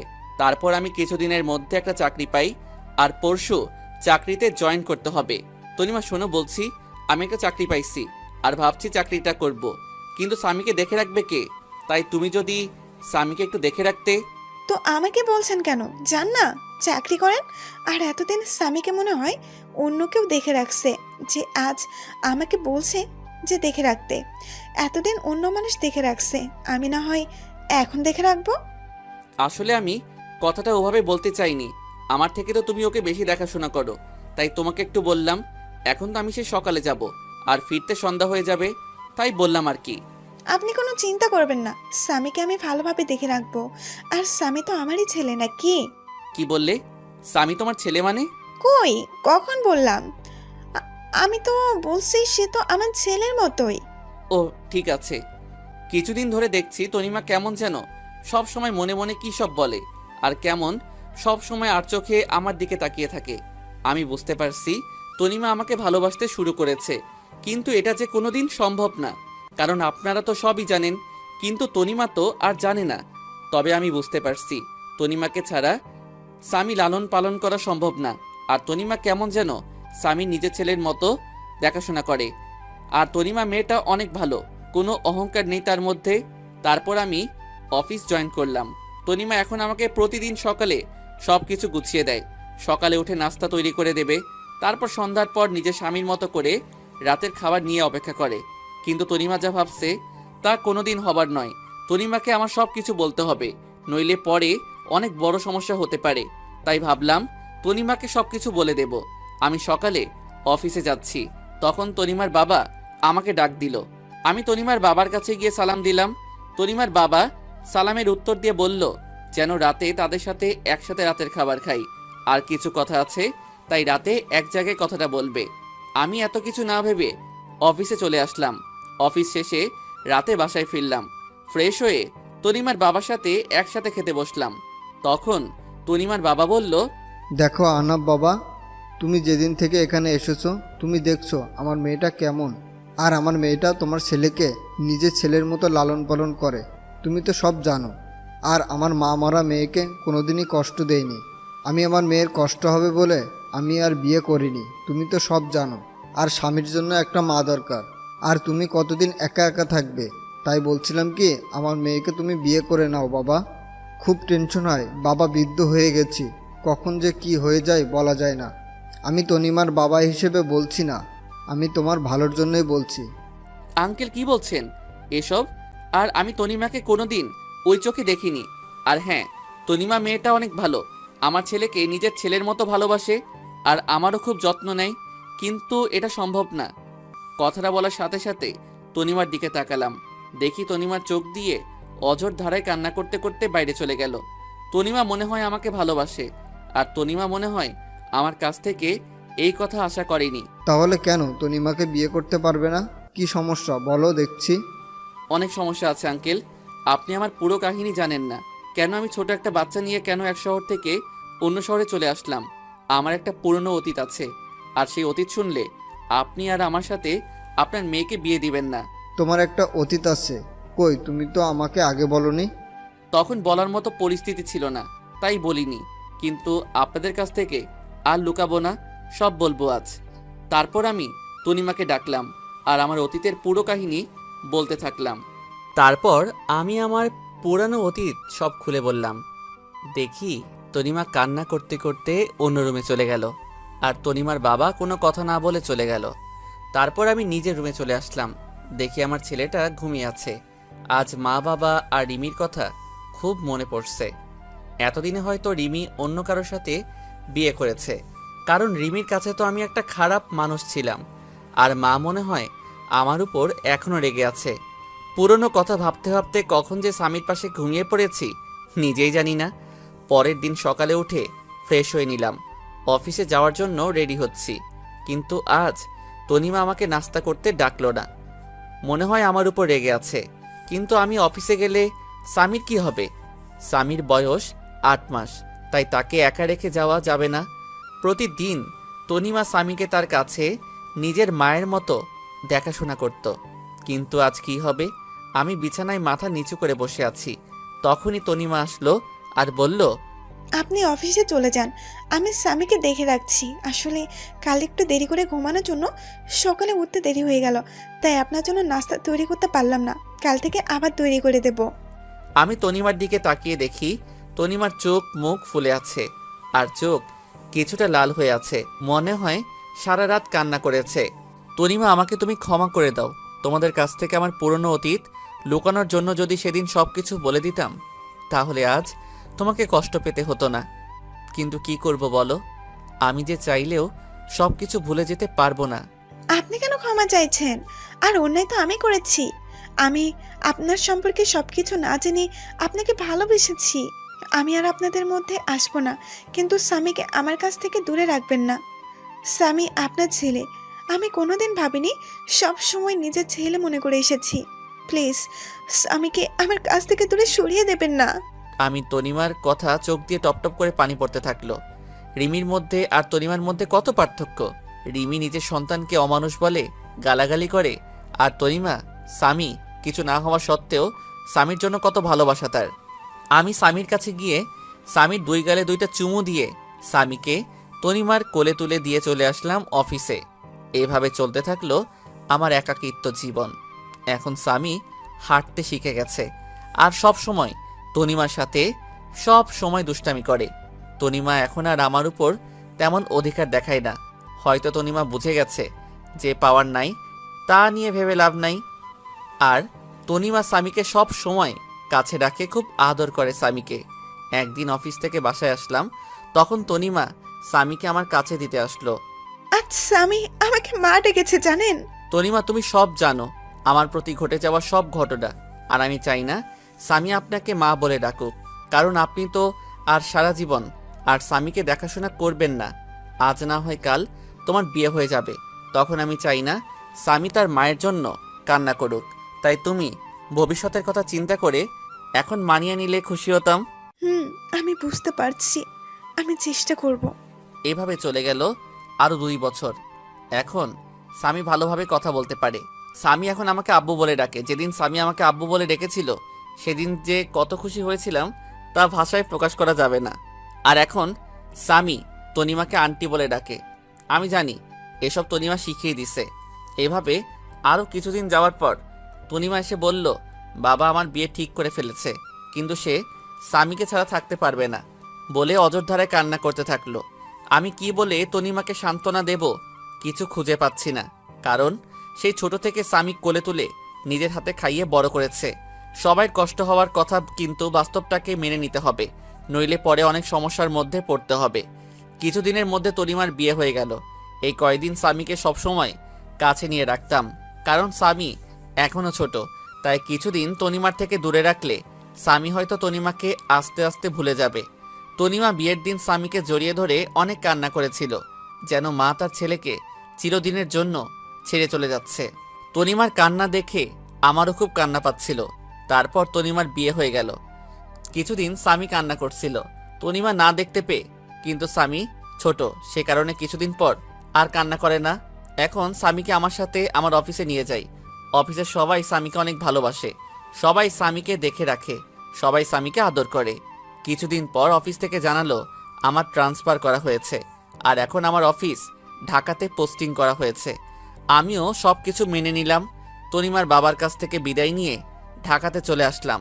তবে ঢাকাতে আসার আগে তনিমা কিভাবে খবর পেয়েছিল আমরা একেবারের জন্য ঢাকায় চলে যাচ্ছি, সেদিন তনিমা এসে স্বামীকে কোলে তুলে অনেক আদর করে আর বলে মাঝে যেন তার সাথে দেখা করি। তারপর আমরা ঢাকায় চলে আসি। তারপর দেখতে দেখতে আরও 2টা বছর চলে গেল। এখন স্বামীকে একটা স্কুলে ভর্তি করিয়ে দিছি। আমি অফিসে যাওয়ার সময় স্বামীকে স্কুলে দিয়ে আসি, আর স্কুল শেষে স্বামীকে আমার অফিসে নিয়ে আসি। তারপর অফিস শেষে দুজন বাসায় চলে আসি। একদিন স্বামী বলল, আব্বু আব্বু তুমি জানো স্কুলে আমার সব বন্ধুরা তাদের আম্মুর সাথে যায়, তাদের আম্মু তাদের কত ভালোবাসে, কিন্তু আমার আম্মু নেই কেন? ও আব্বু বলো আব্বু, আমার আম্মু কোথায়? আমি স্বামীর কথা শুনে অনেক অনেক বেশি অবাক হলাম, কারণ এই 5 বছরে আমি একদিনও তার মায়ের কথা জিজ্ঞাসা করিনি। তাহলে আজ কেন তার মায়ের কথা জিজ্ঞাসা করলো? মনে হয় স্কুলে তার বন্ধুদের মায়ের সাথে আসতে দেখে স্বামীরও তার মায়ের কথা মনে পড়ছে। বাবা, তোমার আম্মু আমাদের উপর রেগে আছে, তাই আমাদের কাছে থাকে না। তোমার আম্মু আমাদের ছেড়ে দূরে কোথাও চলে গেছে। আব্বু আমাদের উপর কি কারণে রাগ করেছে? আমি কি ছোটবেলায় খুব দুষ্টুমি করতাম আম্মুর সাথে? না বাবা, তোমার আম্মু আমার উপর রেগে চলে গেছে। তোমার আম্মু ভালো না, আমার পিচ্চি বাবুটার কষ্ট বোঝে না, তাই তোমার আম্মু ভালো না। আব্বু তুমি কি বলেছিলে যে আম্মু রাগ করে চলে গেছে? আমার একটা রাজকুমারের খুব দরকার ছিল, কিন্তু তোমার আম্মু আমাকে দিতে রাজি ছিল না, তাই তোমার আম্মু রাগ করে চলে গেছে। আব্বু তাহলে তোমার আব্বু আম্মু কোথায়? তারা কেন আমাদের সাথে থাকে না? আমার আম্মু আব্বু আমাকে খুব ভালোবাসতো। ঠিক আমি যেভাবে তোমাকে আদর করি, ঠিক সেভাবে আমাকেও আদর করত। তাহলে তোমার আম্মু আব্বু কোথায়? আমি তো আমার আব্বুর সাথে থাকি, তুমি কেন তোমার আব্বুর সাথে থাকো না? তোমার আম্মুর জন্য আমার আম্মু আব্বু আমার উপর রেগে চলে গেছে। তাহলে আমার আম্মুর কাছে কোনোদিন যাব না। কেন যাবে না? তুমি তোমার আম্মুর কাছে, তুমি তো এইমাত্র বললে আমি আম্মুর কাছে যাব। না যাব না, আম্মু খুব খারাপ, অনেক পচা। আমার আম্মুর জন্য তোমার আম্মু আব্বু তোমার উপর রাগ করে চলে গেছে। পরে যদি আম্মুর জন্য তুমি যদি আমার উপর রেগে আমাকে ছেড়ে চলে যাও? না বাবা, তোমাকে ছেড়ে আমি কোথাও যাব না। মুয়া। আব্বু আমি তোমার আম্মুর আব্বুর কাছে যাব। কেন? তুমি আমার আম্মু আব্বুর কাছে যাবে কেন? আমি তোমার আম্মু আব্বুর কাছে গিয়ে মাপ চাইবো, যেন আমার আব্বুর ওপর যেন আর রেগে না থাকে। না বাবা, তারা তোমার কথা শুনবে না। আমার উপর আমার আম্মু অনেক রেগে আছে।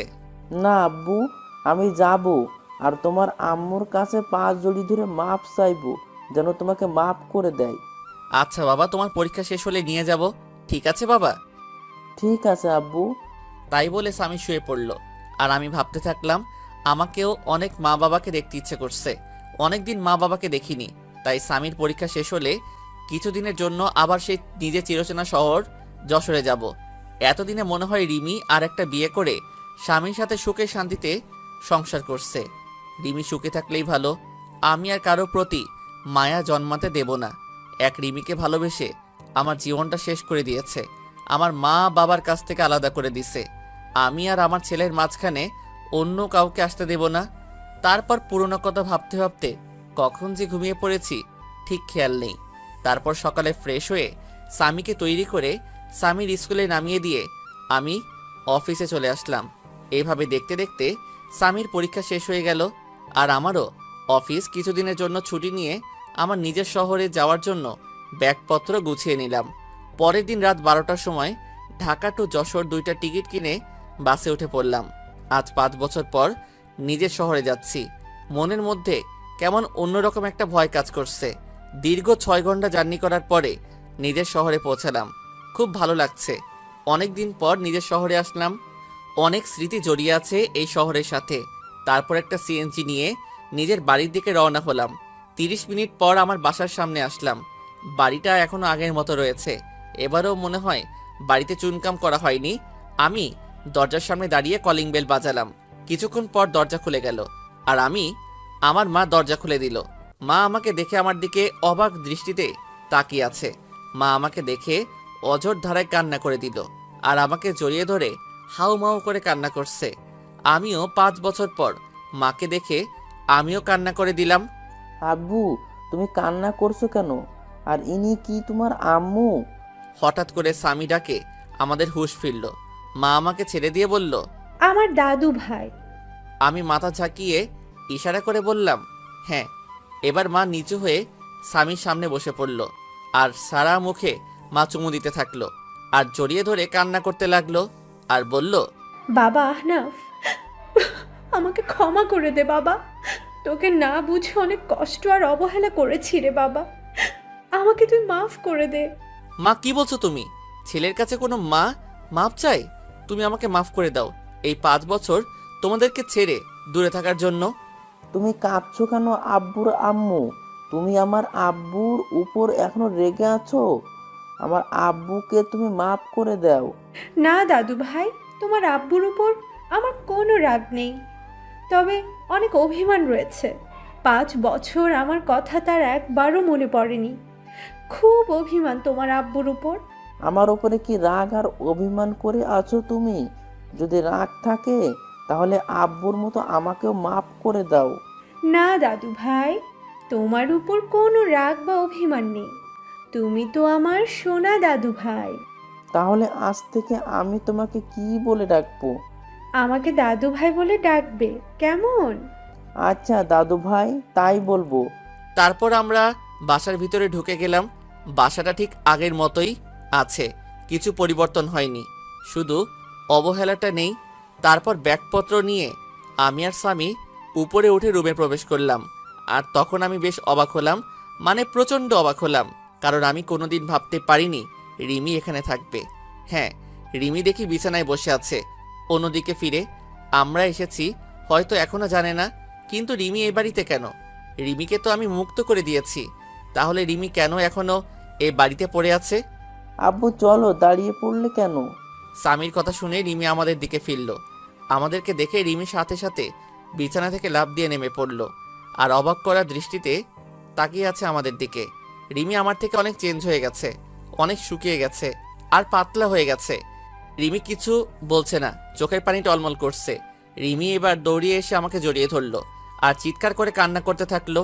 রিমি আমাকে জড়িয়ে ধরে জোরে জোরে কান্না করছে আর আমার গালে হাত দিয়ে আমার কপালে 2 গালে দাড়িতে পাগলের মতো চুমু খেতে লাগলো আর শক্ত করে জড়িয়ে ধরে আছে। কোথায় ছিলে তুমি এই 5 বছর? তুমি চলে যাওয়ার পর তোমাকে আমি পাগলের মতো খুঁজেছি। জানো, তুমি চলে যাওয়ার পরে আমি পাগলের মতন হয়ে গেছিলাম। তোমাকে অবহেলা করতে করতে কখন যে ভালোবেসে ফেলেছিলাম নিজেই জানি না। কিন্তু আমাকে কি না বলতে দিয়ে আমাকে ছেড়ে চলে গেলে? খুব ভালোবাসি তোমাকে, প্লিজ আমাকে আর ছেড়ে চলে যেও না। আমি রিমিকে এক ঝটকায় সরিয়ে দিলাম আর বললাম, কে আপনি? আর আমাকে এভাবে জড়িয়ে ধরে কান্না করছেন কেন? আর কী সব ভালোবাসার কথা বলছেন? আমি কাউকে ভালোবাসতাম, এখন আর কাউকে ভালোবাসি না। রিমি আমার কথা শুনে যেন মনে হলো রিমির মাথায় যেন আকাশ ভেঙে পড়ল। রিমি আমার দিকে করুণ দৃষ্টিতে তাকিয়ে আছে। প্লিজ আহনাফ, আমাকে মাফ করে দাও। আমি তোমাকে ছাড়া বাঁচতে পারবো না। আমাকে আর কষ্ট দিও না। তোমার দেওয়া কষ্ট আমি আর সহ্য করতে পারছি না। প্রতিদিন রাতে তোমার কথা ভেবে অনেক কষ্ট করতাম, অনেক কান্না করতাম। তুমি আসবে বলে প্রতিদিন তোমার পথের দিকে চেয়ে থাকতাম। তুমি আসবে আর আমাকে তোমার বুকে জড়িয়ে ধরে রাখবে। প্লিজ আমাকে মাফ করে দাও। আমি আর কষ্ট সহ্য করতে পারছি না। হাসালে, তুমি আমাকে ভালোবাসো তাই না? কোথায় ছিল তোমার এত ভালোবাসা? যেদিন তোমাকে একবার দেখার জন্য টানা 2 বছর তোমার পিছনে পড়েছিলাম, কোথায় ছিল তোমার ভালোবাসা? যেদিন আমি ভালোবাসার নামে শুধু অবহেলা পেয়েছি, তোমার কাছে প্রতিদিন মাপ চাইতাম আমার একটা মাত্র অন্যায়ের জন্য, কিন্তু আমি কি পেয়েছি? শুধু কিছু সুন্দর সুন্দর গালাগালি আর মায়ের অবহেলা। তুমি কি জানো আপনজনের অবহেলা কত কষ্টকর, কতটা অসহ্য, যা আমাকে ভিতর থেকে একদম শেষ করে দিয়েছে। তাই আমি আর কখনো অবহেলা সহ্য করতে পারবো না। আর কারো প্রতি আমার কোনো টান নেই বা ভালোবাসা নেই। এখন শুধু আমি আমার ছেলেকে নিয়ে বাঁচতে চাই। আমার পুরো পৃথিবী জুড়ে এখন শুধু আমার ছেলে রয়েছে। আমি আর কাউকে আমার পৃথিবীতে প্রবেশ করতে দেব না। রিমি এবার নিচে তাকিয়ে দেখে সামি দাঁড়িয়ে আছে। রিমি সামিকে দেখে আরও জোরে কান্না শুরু করে দিল। আর রিমি হাঁটু ভাঁজ করে সামির সামনে গিয়ে বসে পড়ল আর জড়িয়ে ধরল সামিকে। সামিকে জড়িয়ে ধরে কান্না করতে থাকলো আর দুই গালে চুমু খেলো। রিমির এমন ঢঙের ভালোবাসা দেখে আমার রাগটা চরমে উঠে গেল। রিমির সেসব বলা কথা হঠাৎ করে মনে পড়ে গেল। আমি রিমির কাছে থেকে সামিকে সরিয়ে নিয়ে সামিকে কোলে তুলে নিলাম। কি করছেন আপনি? আমার ছেলেকে এভাবে জড়িয়ে ধরেছেন কেন? আর ওকে এভাবে চুমু দিচ্ছেন কেন? কোনো অধিকার নেই আমার ছেলের উপর। কেন আমার ছেলেকে আমি জড়িয়ে ধরবো? তাতে অধিকারের কি আছে এখানে? তোমার ছেলে তাই না? কেউ একজন বলেছিল কোনো অমানুষের বাচ্চা আমার বাচ্চা হতে পারে না, তাই তাকে নষ্ট করে দিতে চেয়েছিল। আর আমি আমার ছেলে তো একটা অমানুষ, আর আমাদের মতো অমানুষকে আপনি নিজের ছেলে বলে দাবি করছেন? শুনে রাখুন, স্বামী শুধু আমার ছেলে আর কারো নয়। কেউ যদি আমার ছেলেকে আমার কাছ থেকে নিতে আসে তাহলে আমার থেকে কেউ খারাপ হবে না। এই বলে আমি ব্যাগপত্র আর স্বামীকে নিয়ে আমি আগে যেই রুমে থাকতাম সেই রুমে চলে আসলাম। রুমটা ঠিক আগের মতোই আছে। মনে হয় প্রতিদিন কেউ রুমটা নিজের মতো করে গুছিয়ে রাখতো। আর এদিকে রিমি কান্না করতে করতে নিচে নেমে সোজা মাকে জড়িয়ে ধরে কান্না করতে থাকলো। কি হয়েছে রিমি, কান্না করছো কেন? মা, আমি কি এতটাই খারাপ যে তোমার ছেলে আমাকে এতটা ঘৃণা করে? এমনকি আমার ছেলেকে আমি একটু জড়িয়ে ধরেছি বলে তোমার ছেলে বলল আমার ছেলের উপর নাকি আমার কোনো অধিকার নেই। তুমি বলো মা, আমার ছেলেকে আমি আদর করব না তো কে আদর করবে? আর তোমার ছেলে বলল আমি যেন আমার ছেলেকে স্পর্শ না করি। আহনাফ মনে হয় আগের কথা কিছু ভুলতে পারিনি। এখনো মনে হয় তোর উপর রেগে আছে, তাই হয়তো তোর সাথে এমন ব্যবহার করছে। যখন তোর প্রতি রাগ কমে যাবে তখন দেখবি আস্তে আস্তে সব ঠিক হয়ে যাবে। তুই শুধু আমার ছেলেকে ভালোবেসে যাবি, দেখবি একদিন সব কিছু ভুলে তোর কাছে ফিরে আসবে। তারপর আমি রুমে এসে কাপড় চেঞ্জ করে ফ্রেশ হয়ে নিলাম। তারপর একটু রেস্ট নিয়ে নিচে আসলাম দুপুরের খাবার খেতে। মা বাবা এখনো আসেনি অফিস থেকে। এখনই চলে আসবে, আমি ফোন করে সব বলে দিয়েছি। এখনই চলে আসবে, তুই খেতে বস। আর দাদু ভাই, তুমি আমার কাছে আসো, আজ খুব ভালো লাগছে। আজ অনেক দিন পর একসাথে এক টেবিলে খেতে বসলাম। মা রিমি, তুমি আহনাফের পাশে বসে আহনাফকে খাবার আগিয়ে দাও। তারপর যেই রিমি আমার পাশে বসলো আমি উঠে গেলাম চেয়ার থেকে। মা, আমি পরে খেয়ে নেব, এখন খেতে ইচ্ছে করছে না। আর স্বামীকে খাইয়ে দিয়ে সোজা আমার রুমে নিয়ে আসবে, ঠিক আছে মা? তাই বলে আমি উপরে উঠে রুমে চলে আসলাম। এভাবে কিছুক্ষণ রেস্ট নেওয়ার পর বাসার কাজের লোক আমার রুমে খাবার দিয়ে গেল। খাবার খেয়ে একটু রেস্ট নিয়ে নিলাম, কিন্তু স্বামী এখনও রুমে আসলো না কেন? আমি উঠে নিচে গিয়ে দেখি রিবি আর স্বামী নিচে বসে আছে। বলতে গেলে স্বামী রিমির কোলে বসে বসে খেলা করছে, আর রিমি মাঝে মাঝে স্বামীর মুখে চুমু দিচ্ছে। আমি রিমির কাছ দেখে মাথাটা পুরো গরম হয়ে গেল। যখন জানতে পারে আমাদের ছেলে আসছে পৃথিবীতে, তখন রিমি যতটা না আমাকে অবহেলা করছে তার থেকে বেশি গালাগালি করছে আমার ছেলেটাকে। তাই আমি সোজা নিচে নেমে চলে আসলাম। আমি নিচে গিয়ে রিমির কোল থেকে স্বামীকে নিয়ে নিলাম। আপনাকে বলছি না আমার ছেলের উপর কোনো অধিকার দেখাতে আসবেন না? তারপরও কেন আমার ছেলের কাছে আসার চেষ্টা করছেন? আর আমি চাই না কোনো জানোয়ারের বাচ্চা কাছে আসুক। তাই বলে আমি ওখান থেকে স্বামীকে নিয়ে চলে আসলাম। সিঁড়ি বেয়ে উঠতে যাব, তখন দেখি মা পিছনে দাঁড়িয়ে এতক্ষণ সব শুনছিল। মায়ের মুখটা কেমন মলিন হয়ে আছে। আর এদিকে রিমি অঝোর ধারায় কান্না করতে লাগলো। রুমে এসে একটু রেস্ট নেওয়ার পর কেউ আমার নাম ধরে চিল্লাতে চিল্লাতে উপরে উঠে আসছে। আমি বাইরে আসতেই দেখি বাবা আমার নাম ধরে চিল্লাচ্ছে। আমি গিয়ে বাবাকে জড়িয়ে ধরলাম আর ভালো মন্দ জিজ্ঞাসা করে বাবাকে রুমে নিয়ে গেলাম। বাবা, তোমার দাদাভাই আমার ছেলে স্বামী। বাবা স্বামীকে দেখে কোলে তুলে আদর করতে লাগলো। তারপর বাবার সাথে কিছুক্ষণ কথা বলে বাবা চলে গেল। তারপর আমি আর স্বামী একটু ঘুমিয়ে বিকালে উঠে একটু বাইরে হাঁটতে বের হলাম। অনেক দিন পর এই এলাকাতে আসলাম। কিছু চেনা পরিচিত মানুষের সাথে কথা বলে রাতে বাসায় আসলাম। আমি আর স্বামী রুমে বসে আছি, তখন রিমি রুমে আসলো। চলেন, রাতের খাবার খেয়ে নেবেন, সবাই নিচে অপেক্ষা করছে। আমি খাবো না, আর আমার খাওয়া নিয়ে তোমাকে চিন্তা করতে মানা করছি না? আর এর আগে 1 বছর যখন আমার খাবার কথা নিয়ে ভাবনি, এখনও না ভাবলেই চলবে। আমি আগে যেরকমভাবে বাইরে খেতাম এখনও বাইরে বাইরে খাবো। আপনি শুধু মাকে বলেন স্বামীর খাবারটা যেন উপরে দিয়ে যায়। রিমি আর কিছু না বলে কান্না করতে করতে চলে গেল। কাঁদুক, তাতে আমার কি? আমিও অনেক কান্না করেছি, কেউ দেখেনি আমার কান্না। কিছুক্ষণ পর মা রুমে আসলো। বাবা আহনাফ, তুই কি এখনো আমাদের উপর রাগ করে আছিস বাবা? যদি এখনো রাগ করে থাকিস তাহলে মাফ করে দে বাবা। আমরা সবাই নিজেদের ভুল বুঝতে পেরেছি। চল বাবা, একসাথে খেয়ে নিই। না মা, আমার কিছু খেতে ইচ্ছে করছে না। আর তাছাড়া আমার বাইরের খাবার খেয়ে অভ্যাস হয়ে গেছে, তাই বাসার খাবার না খেলেও চলবে। তুমি স্বামীকে নিয়ে খাইয়ে দাও, আমি রুমে বসে আছি। মা আর কোনো কথা না বলে স্বামীকে নিয়ে চলে গেল। যাওয়ার সময় দেখলাম মায়ের চোখে হালকা পানি টলমল করছে। খুব কষ্ট হলো মায়ের চোখে পানি দেখে। মা কোনো দোষ করেনি, রিমির জন্যই তো মা আমাকে অবহেলা করত। না, মাকে আর কষ্ট দেব না। তারপর কিছুক্ষণ পর দেখি রিমি স্বামীকে দিয়ে গেল, আর আমি স্বামীকে বিছানায় বসিয়ে রুমের দরজা বন্ধ করে দিলাম। রিমির চোখে পানি দেখলাম, কাঁদলে কাঁদুক, তাতে আমার কিছু করার নেই। বিছানায় শুয়ে শুয়ে ভাবছি, রিমি আমাকে আগে দু চোখে দেখতে পারতো না, আর এখন কেমন দৃষ্টিতে তাকিয়ে থাকে। রিমির চোখে এখন আমার জন্য অন্য কিছু দেখি। হয়তো আমার অনুপস্থিতিতে আমাকে ভালোবেসে ফেলছে। কিন্তু রিমির উপর যে এখন আমার কোনো রকম ফিলিংস কাজ করে না। 5 বছর আগের কথা মনে পড়লে ভীষণ রাগ আর কষ্ট হয় খুব। পুরনো কথা ভাবতে ভাবতে কখন যে ঘুমিয়ে গেছি নিজেই জানি না। পরের দিন সকালে ঘুম থেকে উঠে দেখি স্বামী বিছানায় নেই।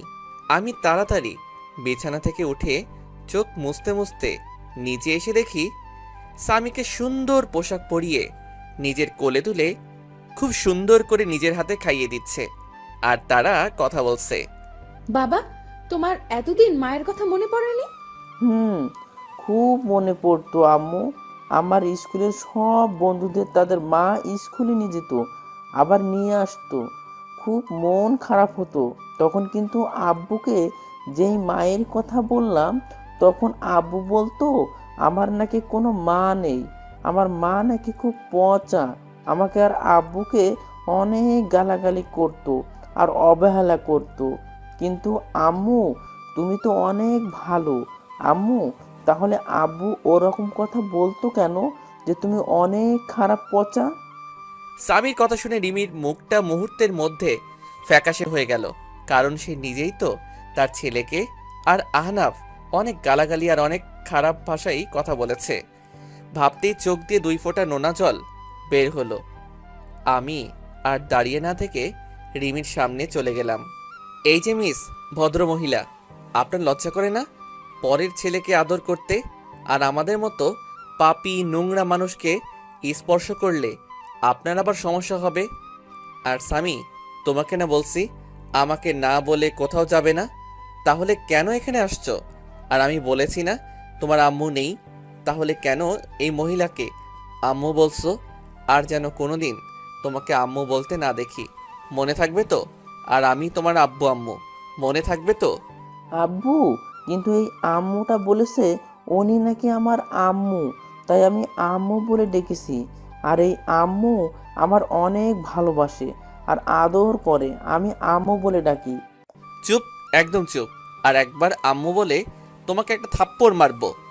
স্বামী আমার ঝাড়ি শুনে ভয় পেয়ে গেল আর কান্না করতে লাগলো। প্লিজ স্বামীকে বকবেন না, ওর কোনো দোষ নেই। আমি ওকে জোর করে নিয়ে আসছি। আর ওকে কেন পাপী নোংরা বলছেন? ও তো একটা ছোট বাচ্চা। এই কথাটা আজ থেকে 5 বছর আগে আমার ছেলেকে বলেছিল। তখন সে একদম বাচ্চা ছিল, একদম নিষ্পাপ ছিল। এতটাই নিষ্পাপ ছিল যে তার তখনও জন্ম হয়নি। তখন থেকে সে অন্যায়ভাবে নিয়মিত অমানুষ পাপী জানোয়ার বলে স্বীকৃতি পেয়েছে। আমার কথা শুনে রিমি এবার মাথাটা নিচু করে জোরে জোরে কান্না করতে করতে ফ্লোরে বসে পড়ল আর কান্না করতে থাকলো। আমি স্বামীকে নিয়ে চলে আসলাম উপরে। স্বামী কান্না করতে করতে আমার কাঁধের উপর ঘুমিয়ে পড়েছে। আমি স্বামীকে বিছানায় রেখে ফ্রেশ হতে চলে গেলাম। ফ্রেশ হয়ে গুছিয়ে নিলাম, একটু বাবার অফিসে যাব।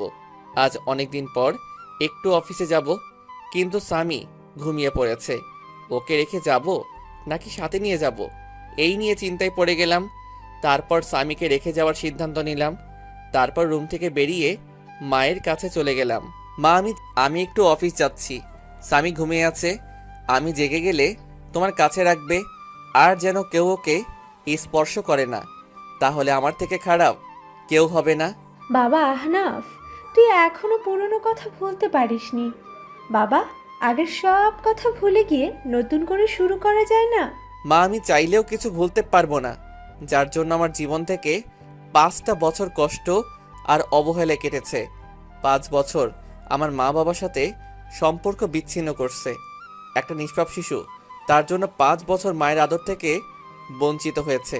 কিভাবে সব কিছু ভুলে যাব বলো মা? আমি এখানে আসতে চাইতাম না, শুধু স্বামী তোমাদের দেখবে বলে আসছি এখানে। আর যদি তোমরা মনে করো আমি এসে তোমাদেরকে আবার বিরক্ত করছি, তাহলে একবার বলো, এখনই চলে যাব, আবার চিরদিনের জন্য। না বাবা, যাস না তুই। যেভাবে থাকিস আমরা আর কিছু বলবো না, কিন্তু আমাদের ছেড়ে আর যাস না। আর কত কষ্ট দিবি এই মাটাকে? আমি কোনো কথা না বলে চলে আসলাম ওখান থেকে। তারপর সোজা অফিসে চলে আসলাম। অফিসে সবার সাথে বেশ আড্ডা দিলাম, যারা নতুন স্টাফ তাদের সাথে পরিচয় হয়ে নিলাম। তারপর দুপুরে বসে আছি, লাঞ্চ করার সময় হয়ে গেছে। আমি নিজের ডেস্কে বসে আছি, তখন বাবা আসলো আর বলল, চল আহনাব, লাঞ্চ করে আসি।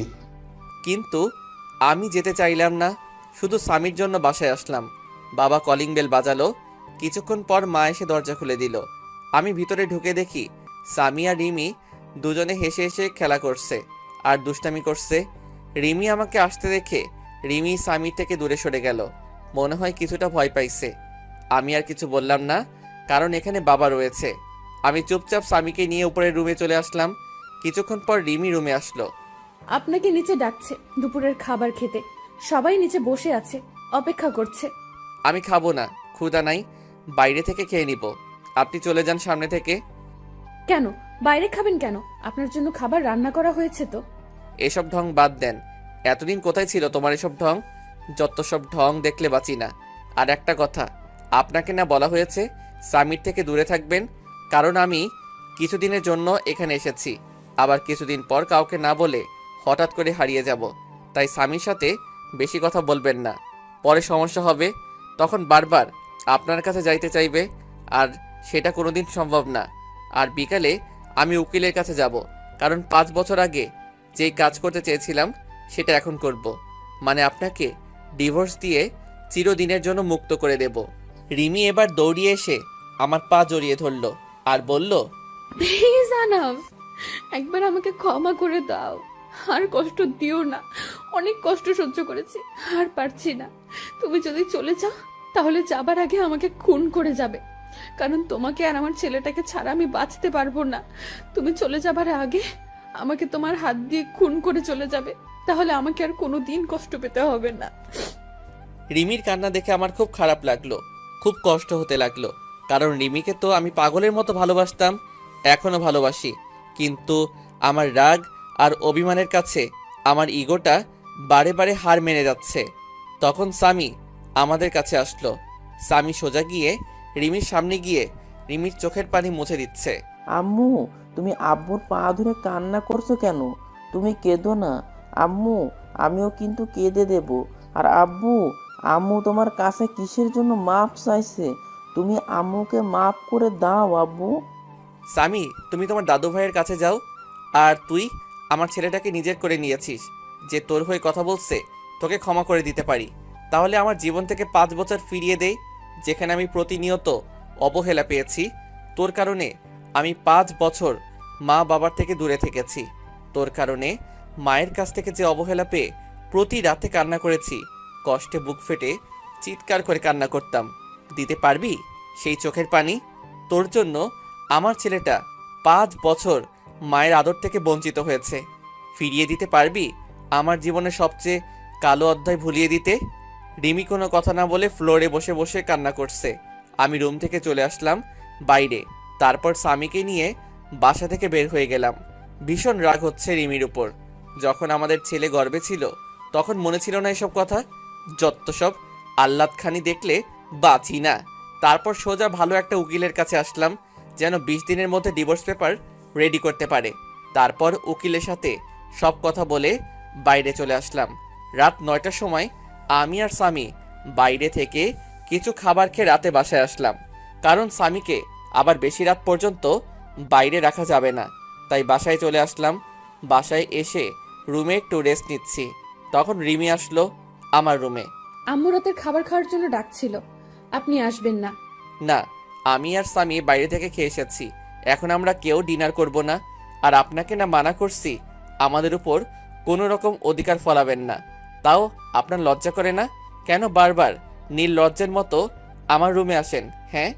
রিমির চোখ দুইটা পানিতে টলমল করছে, এখনই মনে হয় পানি ছেড়ে দেবে। স্বামীকে কেন বাইরে খাবার খাওয়ালেন? ও তো এখনো ছোট, বাইরের খাবার খাইলে শরীর অসুস্থ করবে। কেউ একদিন আমাদের বলেছিল রাস্তায় কুকুর, আর রাস্তার কুকুররা বাইরের খাবার খাইলে কিছু হবে না। আর এই 5 বছর আমরা বাইরের খাবার খাই, তাই আপনি বেশি অধিকার না দেখিয়ে নিজে নিজের মতো থাকবে, আর আমরা আমাদের মতো। রিমি এবার কান্না করে দিল, কারণ এখন তার বলার কিছু নেই, কারণ এই কথাগুলো রিমি একদিন আহনাফকে বলেছিল। তাই রিমি আর কিছু না বলে রুম থেকে বের হয়ে গেল। আব্বু, তুমি আম্মুকে সব সময় কাঁদাও কেন? তুমি জানো না আব্বু আম্মু আমাকে অনেক আদর করে, নিজের হাতে খাইয়ে দেয়, জড়িয়ে অনেক আদর করে আমায়। আব্বু, আমরা এখানে সারা জীবন থাকতে পারি না, আর দাদু ভাইটা অনেক ভালো, খুব আদর করে আমাকে। না আব্বু, আমরা এখানে থাকবো না। যদি এখানে থাকি তাহলে তোমার কাছ থেকে আমাকে আবার আলাদা করে দেবে। আর তুমি কি চাও বাবা যে আমি তোমার কাছ থেকে দূরে সরে যাই? না আব্বু, তুমি আমাকে রেখে চলে যেও না, আমি তোমার কাছেই থাকবো। কিন্তু আমরা যে কদিন এখানে আসি সে কয়দিনে আমি আম্মুর কাছে একটু আদর পেয়ে নিই। আমি স্বামীর কথা ভেবে কি বলবো কিছু বুঝতে পারছি না। কি করব? ছোট বাচ্চা একটা, কোনোদিন মায়ের আদর পাইনি, এখন তাও আমি তার আদর থেকে দূরে সরিয়ে দিচ্ছি? না বাবা, তুমি যত ইচ্ছা তোমার আম্মুর কাছে যেতে পারো, কিন্তু আমরা এখান থেকে চলে যাওয়ার পর কিন্তু আম্মুর জন্য কান্না করতে পারবো না। আচ্ছা, মনে থাকবে আব্বু। তাই বলে স্বামী এক দৌড়ে নিচে চলে আসে আর তার মায়ের কোলে উঠে পড়ে জড়িয়ে ধরে। কি হলো? আমার বাবাটা আজ আমার কাছে? কি ব্যাপার? তোমার আব্বু দেখলে যে আমাকে খুব বকবে। না আম্মু, আব্বু বকবে না, আব্বুই তো তোমার কাছে আসতে বললো, আর তোমার কাছে থেকে যেন আদরগুলো নিয়ে নিই। স্বামীর কথা শুনে রিমি স্বামীকে জড়িয়ে ধরে বেশ কয়েকটা চুমু দিল। আমাকে একটু তোমার হাতে খাইয়ে দেবা? তুমি যখন খাইয়ে দাও তখন আমার খুব ভালো লাগে জানো। রিমি আর কিছু বলল না, কান্না করতে করতে এক প্লেট খাবার নিয়ে এসে খুব যত্ন করে খাইয়ে দিল। তারপর খাওয়া শেষে রিমি স্বামীকে আহনাফের রুমে দিয়ে আসতে গেল। ধন্যবাদ আপনাকে। হঠাৎ কিসের জন্য ধন্যবাদ বলছেন? এই যে স্বামীকে আমার কাছে পাঠালেন তাই। আমার কোনো ইচ্ছা নেই আমার ছেলেকে আপনার কাছে পাঠাবো। স্বামী জেদ ধরেছিল, আর আমরা আর 20 দিন এখানে আছি, তাই স্বামী যেন সব সময় হাসি খুশি থাকে, সেজন্য আপনার কাছে পাঠাইছি। আপনি যে আবার অন্য কিছু ভাববেন না। আর 20 দিন পর আমরা আবার চলে যাব। আর আমি উকিলের কাছে গিয়েছিলাম, বলছে 20 দিনের মধ্যে ডিভোর্স পেপার রেডি হয়ে যাবে। প্লিজ আপনি চলে যাবেন না, আমি স্বামীকে ছাড়া থাকতে পারবো না। দরকার হলে আমি স্বামীর আশেপাশে যাব না, তবু আপনি চলে যাবেন না। খুব কষ্টে কাটিয়েছি এই 5টা বছর, প্রতিটা রাতে আপনার জন্য কান্না করেছি, আর সব সময় দোয়া করেছি যেন আপনি আমার ছেলে সুস্থ থাকেন। আমি আর কোনো প্রকার অধিকার দেখাবো না, তবু আমাকে ছেড়ে চলে যাবেন না। আমি আর কোনো কথা না বলে ছাদে চলে আসলাম। এসে রিমির বলা কথাগুলো ভাবছি আর সিগারেট টানছি। তারপর রুমে এসে দেখি স্বামী ঘুমিয়ে পড়েছে। রিমি স্বামী পাশে শুয়ে স্বামীর মাথায় হাত বুলিয়ে দিচ্ছে। আমি রুমে আসার পরই রিমি বিছানা থেকে দাঁড়িয়ে গেল। এখন যাও, অনেক রাত হয়ে গেছে, ঘুমিয়ে পড়ো। আমি কি আজ স্বামীর পাশে ঘুমাতে পারি? প্লিজ মানা করবেন না। আপনি তো আমাকে ছেড়ে চলে যাবেন, শুধু এই কয়টা দিন আমাকে থাকতে দিন স্বামীর পাশে, আর তারপরে হয়তো আর কোনোদিন থাকা হবে না। যেখানে নিজের ছেলেকে আদর করতে পারমিশন নিতে হয় সে জীবন রেখে আর লাভ নেই। কি বলছেন? আমি তো একটা জানোয়ার, আর জানোয়ারের সাথে রাতে থাকতে পারবেন যদি আপনার দুর্বলতার সুযোগ নেই? আর আপনিই তো একদিন বলেছিলেন আমাকে। পুরোনো কথা বলবেন না, খুব কষ্ট হয় পুরোনো কথা মনে করলে, যা আমার মনটাকে তিলে তিলে শেষ করে দিয়েছে। আপনার কোনো সমস্যা না হলে থাকতে পারেন। রিমি স্বামীর পাশে শুয়ে পড়ল। আর আমি সোফায় শুতে যাব। তখন আপনি সোফায় শুতে যাচ্ছেন কেন? বিছানায় আসেন। বিছানায় ঘুমালে আবার আমাদের মতো অমানুষ নিজেকে কন্ট্রোল করতে পারবো না। তার থেকে আপনি বিছানায় ঘুমান, আমি সোফায় ঘুমাই। রিমি কিছু না বলে বিছানায় ঘুমিয়ে পড়ল। রিমির খুব কষ্ট হচ্ছে। এতদিন আহনাফের জন্য অপেক্ষা করলো যে আহনাফকে ভালোবেসে আবার সুখে শান্তিতে সংসার করবে, কিন্তু আহনাফ তার রাগ আর অভিমানের কাছে হার মেনে গেল। এদিকে আহনাফ ভাবছে রিমি এখন আর আগের মতো নেই। রিমি অনেক চেঞ্জ হয়ে গেছে।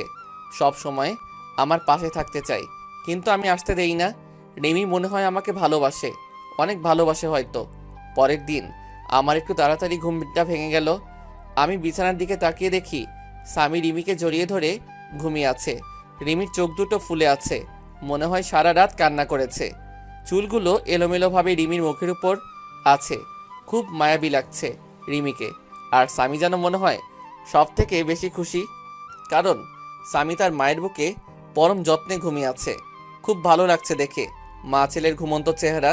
আমি বাথরুমে ঢুকলাম ফ্রেশ হয়ে এসে দেখি স্বামী আর রিমি দুজনে দুষ্টামি করছে। আমাকে দেখে রিমি চুপ হয়ে গেল। আমি বাইরে বের হয়ে আসলাম।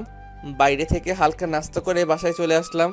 বাসায় এসে দেখি রিমি, মা আর স্বামী তিনজনে বসে বেশ আড্ডা দিচ্ছে। বাবা আহনাফ, সকালে নাস্তা না করে কোথায় গিয়েছিলি? বাইরে গিয়েছিলাম নাস্তা করতে, তাই দেরি হয়ে গেল। বাইরে কেন নাস্তা করবি? আমি তো তোর জন্য নাস্তা তৈরি করেছি। এই বাড়িতে আমার জন্য আবার নাস্তা তৈরি হলো কবে থেকে? এমন করে কেন বলছিস বাবা? মানুষ মাত্রই তো ভুল করে, তাই বলে তুই আমাদের ক্ষমা করে দিবি না? আমি সবাইকে ক্ষমা করে দিয়েছি। আর বাইরের খাবার খেয়ে অভ্যাস হয়ে গেছে, তাই বাসার খাবার ভালো লাগে না। আমি এই বলে রুমে চলে আসলাম। এইভাবে কেটে গেল 20 দিন। এই 20 দিনে রিমি আমাকে অনেক ভালোবেসে ফেলছে। তার রিমির আচরণে বুঝতে পারছি। রিমি এই 20 দিন প্রতিদিন আমার রুমে ঘুমাতো। রিমি আর স্বামী বিছানায় আর আমি সোফায় ঘুমাতাম। রিমি আমাকে আগের তুলনায় এখন বেশি কেয়ার করে। কাল বিকালে চলে যাব আবার ঢাকায়।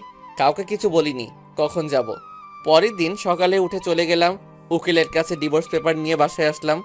কিছুক্ষণ পর রিমি আমার রুমে আসলো স্বামীকে নিয়ে। এই যে এটা ধরুন আপনার চিরমুক্তির ডিভোর্স পেপার, আর আমি বিকেলে রওনা দেব। আমার কথা শুনে রিমির হাস্যোজ্জ্বল চেহারাটা নিমিষেই মলিন হয়ে গেল আর দৌড়িয়ে এসে আমাকে জড়িয়ে ধরলো। প্লিজ, আপনি এমন কাজ করবেন না, এত বড় অন্যায় করবেন না। আমি আপনাকে ভালোবাসি, পাগলের মতো ভালোবাসি। প্লিজ আমাকে ছেড়ে চলে যাবেন না। দরকার হলে আমাকে নিয়ে চলেন, অন্তত স্বামীর জন্য আমাকে সাথে করে নিয়ে চলেন। না, তা কোনোদিন সম্ভব না, কারণ আমার মনে যে ভালোবাসা ছিল তা অবহেলায় পরিপূর্ণ হয়ে গেছে। এখন আর চাইলেও সে অবহেলাকে মুছে ফেলা যাবে না। আমি আপনার পায়ে ধরি, আমাকে রেখে যাবেন না। খুব ভালোবাসি আপনাকে, স্বামীকে। স্বামীকে আমার কাছ থেকে দূরে সরিয়ে দেবেন না। আর আপনি যদি আমাকে ছেড়ে চলে যান, তাহলে আপনি যদি কোনোদিন ফিরে আসেন, তাহলে সেদিন শুনবেন রিমি বলে এই পৃথিবীতে আর কোনো হতভাগা মা থাকে না। চিরদিনের জন্য চলে যাব না ফেরার দেশে, তখন আর কাউকে বিরক্ত করব না। রিমির এমন কান্না দেখে আমার বুকের ভিতর ভীষণ ব্যথা অনুভব করলাম। রিমি পাগলের মতো আমার পা ধরে কান্না করতে লাগলো। আমি রিমির থেকে ছাড়িয়ে ছাদে চলে আসলাম আর ভাবতে থাকলাম এখন আমি কি করব। একদিকে রিমির ভালোবাসা, অন্যদিকে মা বাবা আর স্বামীকে তার মায়ের থেকে বঞ্চিত করা। কি করব কিছুই ভেবে পাচ্ছি না। আর যদি রিমি সত্যি সত্যি কিছু করে ফেলে, তখন স্বামীকে কি উত্তর দেব? সারা জীবন স্বামীর কাছে অপরাধী হয়ে থাকব। আমি আর কিছু ভাবতে পারছি না। ব্যাগপত্র গুছিয়ে বাস স্ট্যান্ডে চলে আসলাম। আসার সময় মা আর রিমি পাগলের মতো কান্না করছিল। কাউকে ছেড়ে আসতে ইচ্ছে করছিল না। বাসের জন্য বাস স্ট্যান্ডে বসে আছি, তখন হঠাৎ করে ফোনটা বেজে উঠল। ফোন হাতে নিয়ে দেখি বাবার নাম্বার। আমি ফোনটা রিসিভ করলাম। তারপর বাবা যা বলল সেটা শোনার জন্য আমি কোনো আশা করিনি।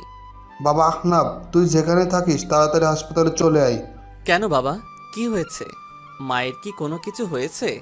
না, তুই চলে যাওয়ার রিমি পাগলের মতো চিৎকার করে কান্না করছিল। তারপর রিমি দৌড়ে তার রুমে গিয়ে দরজা আটকিয়ে দেয়। রিমি আত্মহত্যার চেষ্টা করছিল। তুই তাড়াতাড়ি হাসপাতালে চলে আয়। তাই বলে বাবা ফোন কেটে দিল। আমি বাবার কথা শুনে বাস স্ট্যান্ডে একটা বেঞ্চে বসে পড়লাম। রিমি সেদিন বলেছিল যে আমি যদি চলে যাই তাহলে সে এই পৃথিবী থেকে চিরদিনের জন্য চলে যাবে, কিন্তু আমি রিমির কথা বেশি একটা গুরুত্ব দেইনি। রিমির কথা ভাবতে ভাবতে চোখ দিয়ে কয়েক ফোঁটা পানি বের হলো।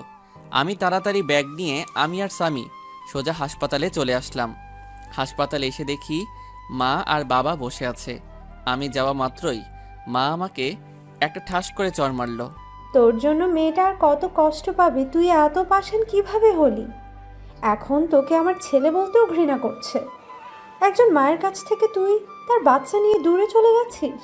তুই জানিস এটা কোনো মা সহ্য করতে পারবে না। মেয়েটা প্রতি রাতে তোর জন্য কত কান্না করেছে জানিস? প্রতিদিন আমাকে জড়িয়ে প্রচুর কান্না করত আর বলতো, মা তুমি আমার ছেলে আর স্বামীকে ফিরিয়ে দিতে, কিন্তু আমি কিছু বলতে পারতাম না।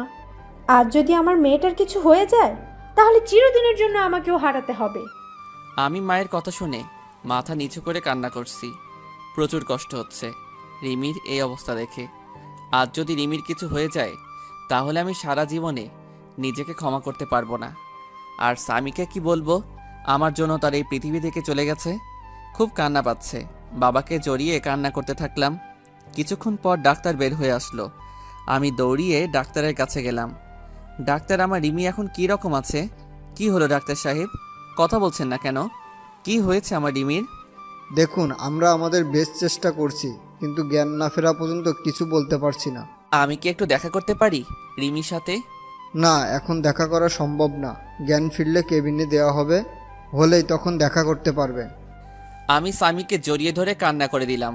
আমি যদি রিমিকে মেনে নিতাম তাহলে আজ এই দিনটা দেখতে হতো না। আজ আমি আমার অভিমান আর ইগোর জন্য রিমিকে চিরতরে হারিয়ে ফেলবো। না, এ হতে পারে না। রিমি আমাকে ছেড়ে চলে যেতে পারে না। আমি আস্তে আস্তে মায়ের কাছে গেলাম। মায়ের সামনে হাঁটু গেড়ে বসে পড়লাম। মা, আমাকে তুমি ক্ষমা করে দাও। আজ আমার জন্য রিমির এই অবস্থা। খুব কষ্ট হচ্ছে মা। মা, তুমি রিমিকে বলো তোমার স্বামী তোমার কাছে চলে এসেছে। তুমি রিমিকে উঠতে বলো মা। মা আমার মাথায় হাত বুলিয়ে দিয়ে বলল, কিচ্ছু হবে না তোর। রিমির দেখিস সব ঠিক হয়ে যাবে।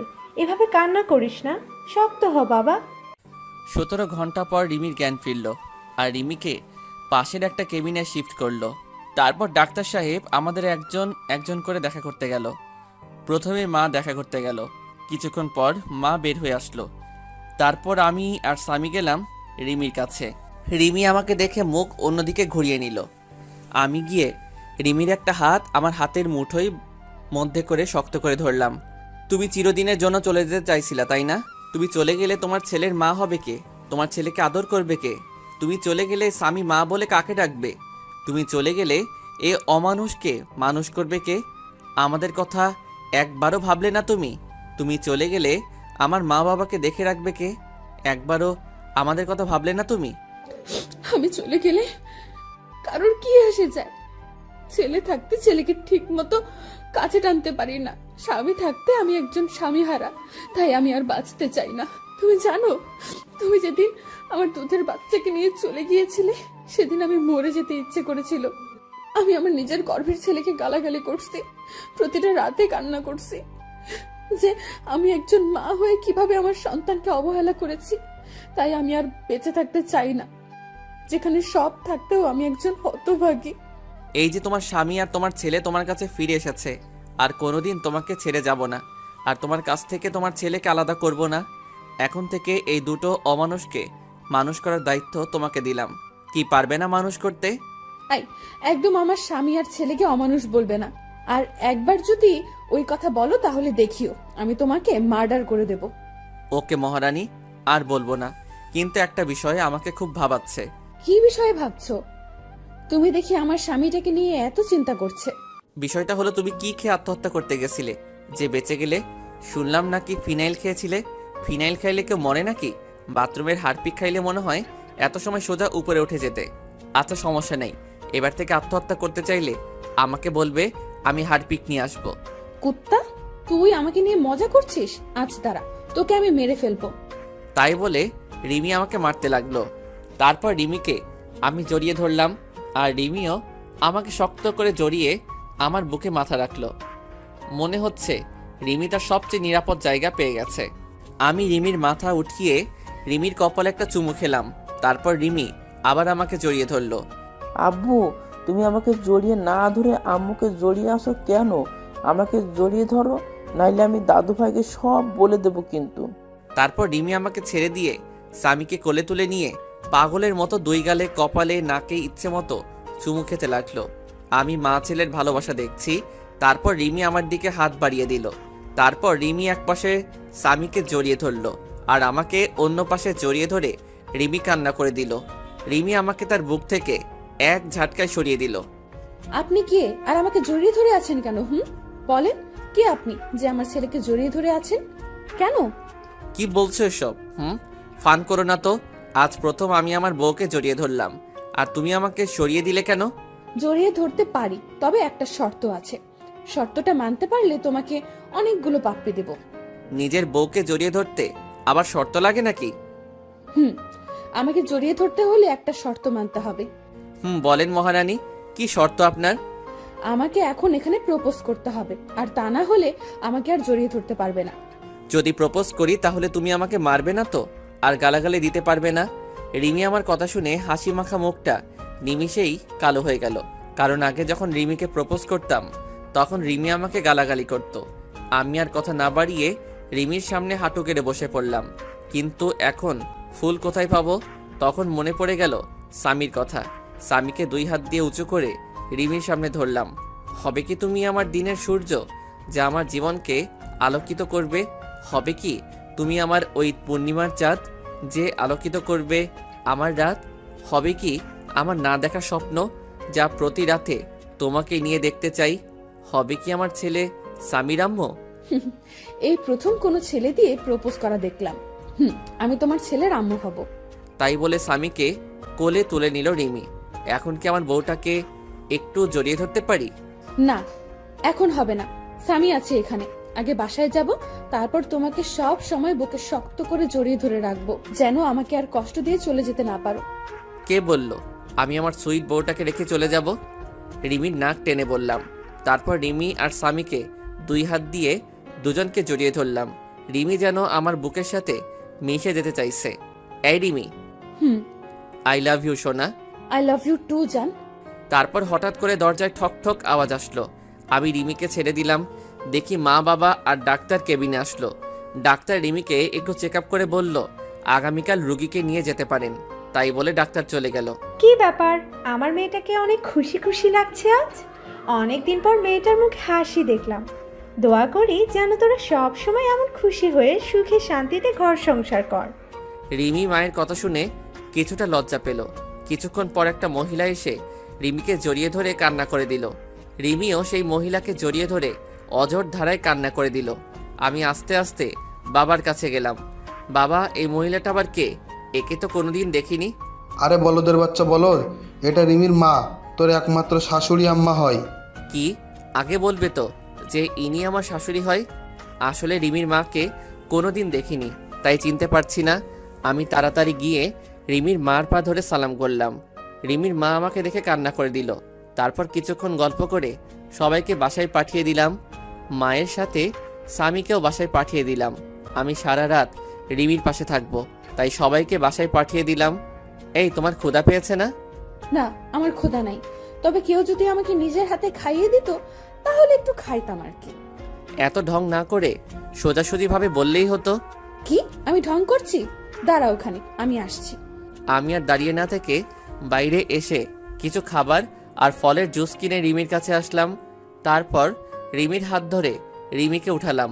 তারপর একটু একটু করে খাইয়ে দিলাম। আমি রিমিকে খাওয়াচ্ছি, আর রিমি আমার দিকে এক দৃষ্টিতে আমার দিকে তাকিয়ে আছে, আর চোখ দিয়ে টপ টপ করে পানি পড়ছে। আমি রিমির চোখে পানি মুছিয়ে দিলাম। এই পাগলি, কাঁদছো কেন তুমি? তুমি যদি আমার উপর রাগ করো আবার চলে যাও, আমি সেদিন সত্যি সত্যিই মরে যাব। দূর পাগলি, কোথাও যাব না তোমাকে ছেড়ে। খুব ভালোবাসি তো পাগলিটাকে, তাই আর ছেড়ে যাব না। তারপর রিমি আমাকে একটু খাইয়ে দিল। তারপর রিমির বেডের পাশে একটা এক্সট্রা বেড আছে। আমি রিমির কপালে একটা চুমু দিয়ে পাশের বেডে ঘুমাতে যাব। তখন রিমি বলল, কোথায় যাচ্ছ তুমি? কেন, আমি ঘুমাবো তো, তুমি ওখানে ঘুমাও, আমি এখানে ঘুমাই। রিমি এবার রাগ করে কোনো কথা না বলে মুখটা অন্যদিকে ঘুরে বসে পড়ল। আমি রিমির কাছে গিয়ে রিমিকে আমার দিকে ফিরিয়ে বললাম, এই পাগলি, রাগ করছো কেন? হঠাৎ করে মুখটা বাংলা পাঁচের মতো করলে কেন? রিমি আমাকে জড়িয়ে ধরে আহ্লাদি কণ্ঠে বলল, আমার সাথে আমার বেডে ঘুমাবে তুমি। খুব জড়িয়ে ধরে ঘুমাতে ইচ্ছে করছে। তোমার বুকে একটু মাথা রেখে ঘুমাতে দেবা? তারপর পাগলিটাকে বুকে জড়িয়ে ধরে ঘুমিয়ে পড়লাম। পাগলিটা আমার জড়িয়ে ধরে মনে হলো রিমি আজ পৃথিবীর সবচেয়ে খুশি। তার পরের দিন সকালে ঘুম থেকে উঠে দেখি রিমি রাতের মতো জড়িয়ে ধরে ঘুমিয়ে আছে, কিন্তু রাতের থেকে এখন বেশি শক্ত করে জড়িয়ে শুয়ে। তারপর রিমির কপালে একটা চুমু খেয়ে যেই উঠতে যাব, তখন রিমি উঠতে দিল না। তুমি কখন জাগলে? আমি তো দেখলাম তুমি ঘুমিয়েছিলে। আমি অনেক আগে উঠেছি, কিন্তু ডাকিনি, কারণ আজ সারা দিন তোমার বুকে শুয়ে থাকবো। তারপর বাসা থেকে সবাই নিতে আসলো আমাদের। তারপর আমরা সবাই বাসার উদ্দেশ্যে রওনা দিলাম। সামি তার মায়ের কোলে শুয়ে আছে, আর রিমি সামির মাথায় হাত বুলিয়ে দিচ্ছে। তারপর বাসায় এসে গোসল করে যেই বের হব, তখন রিমি আবার আমার সামনে এসে জড়িয়ে ধরল। কি ব্যাপার আমার পাগলি বউটা, আজ মনটা হচ্ছে খুব ভালো। তুমি সব সময় পাশে থাকলে আমি সব সময় খুশি থাকবো। তারপর দুপুরে খাবার খাওয়ার সময় আমি রুমে বসে আছি, তখন রিমি রুমে আসলো। আমি বিছানায় শুয়েছিলাম, রিমি আমার মাথার কাছে আমার মাথায় হাত বুলিয়ে দিচ্ছে। একটা কথা বলবো, রাখবে কথাটা? আমি রিমির হাত জড়িয়ে ধরে বললাম, বলো। এতে আবার অনুমতি নেওয়ার কি আছে? না, তুমি আগে বলো যে আমার কথাটা রাখবে। আচ্ছা ঠিক আছে, তোমার কথা রাখবো, এবার বলো। চলো নিচে চলো, আজ সবাই একসাথে বসে লাঞ্চ করব। আমি রিমির কথা শুনে ফিক করে হেসে দিলাম। এইটুকু কথা বলবে তাও আবার ভয় পাচ্ছে। আচ্ছা তোমার কথা রাখতে তবে একটা শর্ত আছে। তুমি যদি শর্তটা মানতে পারো তাহলে সবাই একসাথে লাঞ্চ করব। তোমার আবার কি শর্ত? বলো, কি শর্ত তোমার? এখন আমাকে গুনে গুনে 20টা পাপ্পি দিতে হবে, তারপর আমি লাঞ্চ করব। আর যদি না দাও তাহলে আমাকে আবার কষ্ট করে বাইরে লাঞ্চ করতে যেতে হবে। আমার কথা শুনে রিমি লজ্জায় মাথা নিচু করে ফেললো। যা দুষ্টু, ওটা আমি দিতে পারবো না, কেউ দেখে ফেলবে। না, কেউ দেখবে না। আর যদি না দাও তাহলে যাই বাইরে থেকে লাঞ্চ করে আসি। তাই বলে আমি যেই উঠতে যাব, তখনই রিমি আমাকে বিছানায় ধাক্কা দিয়ে ফেলে দিল, আর আবার আমার বুকের উপর শুয়ে 4 ঠোঁট এক জায়গায় করে দিল। এভাবে কতক্ষণ ছিলাম জানি না, তবে আমার বেশ ভালো লাগছে। তাই আমি রিমির 2 গালে হাত দিয়ে আমার কাছে টেনে নিলাম।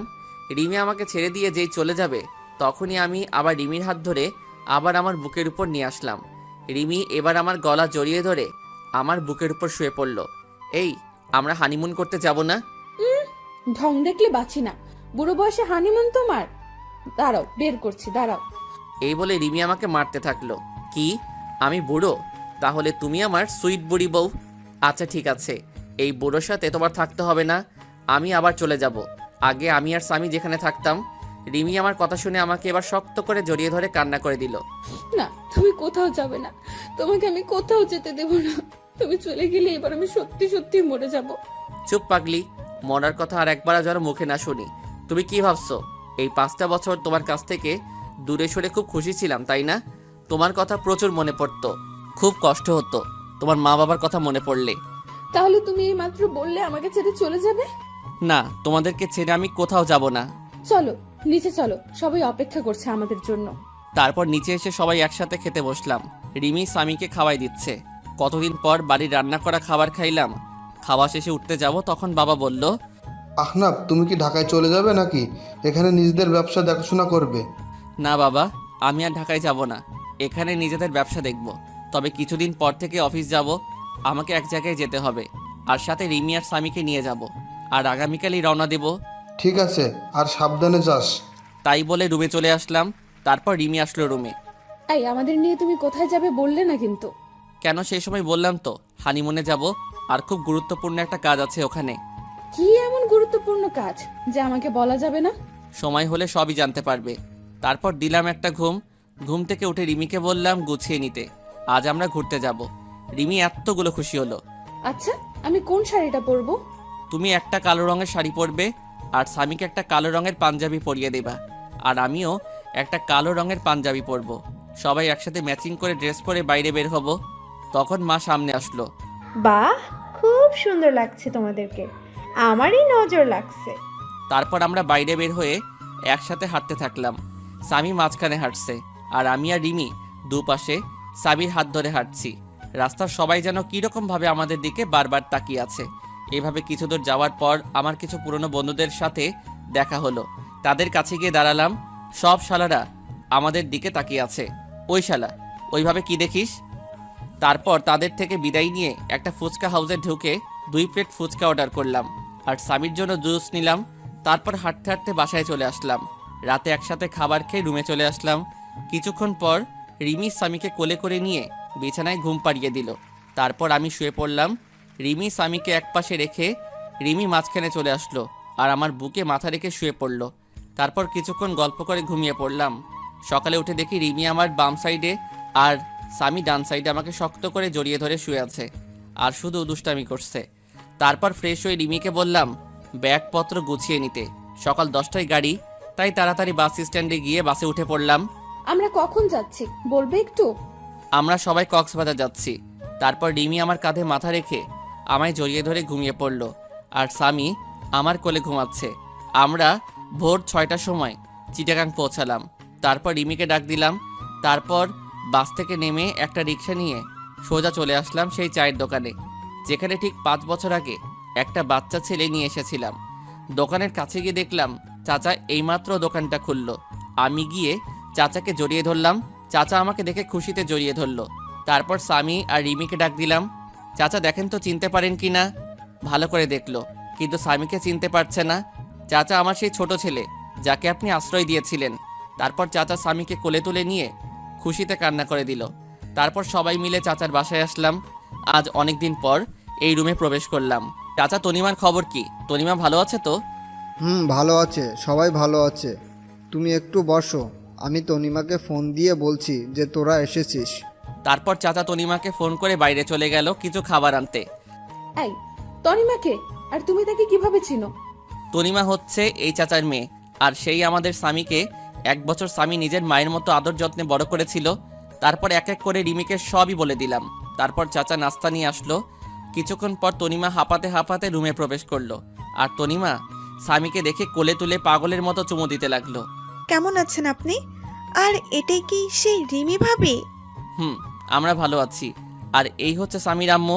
তারপর রিমি তনিমার সাথে কিছু কথা বলে সবাইকে বিদায় দিয়ে আবার আমরা গাড়িতে উঠে পড়লাম কক্সবাজারের উদ্দেশ্যে। তারপর আমরা একটা হোটেল নিলাম। হোটেলে গিয়ে একটু ফ্রেশ হয়ে নিলাম। এখন রাত হয়ে গেছে আর জার্নি করে শরীর একদম ক্লান্ত, তাই আর সমুদ্র পাড়ে যাইনি। হোটেলে শুয়ে আছি, স্বামী ঘুমিয়ে পড়েছে। তারপর রিমি ফ্রেশ হয়ে এসে আমাকে জড়িয়ে ধরে শুয়ে পড়লো। এই আমি আরেকটা জিনিস চাইবো, দিবে? দেবো না কেন? আমার সব কিছু তো এখন থেকে তোমার। তাহলে এখানে অনুমতি নেওয়ার কি আছে? আমাকে আরেকটা বাবু এনে দিবা? স্বামীর জন্য একটা বোন দরকার। কিন্তু স্বামীর মতো যদি সেও ওরকম অবহেলা পায় তাহলে তো আমি সহ্য করতে পারবো না। রিমি এবার আমার বুকের উপর থেকে নেমে পড়লো আর অন্যদিকে মুখ করে কান্না করছে। আমার লক্ষ্মী বউটা রাগ করলো।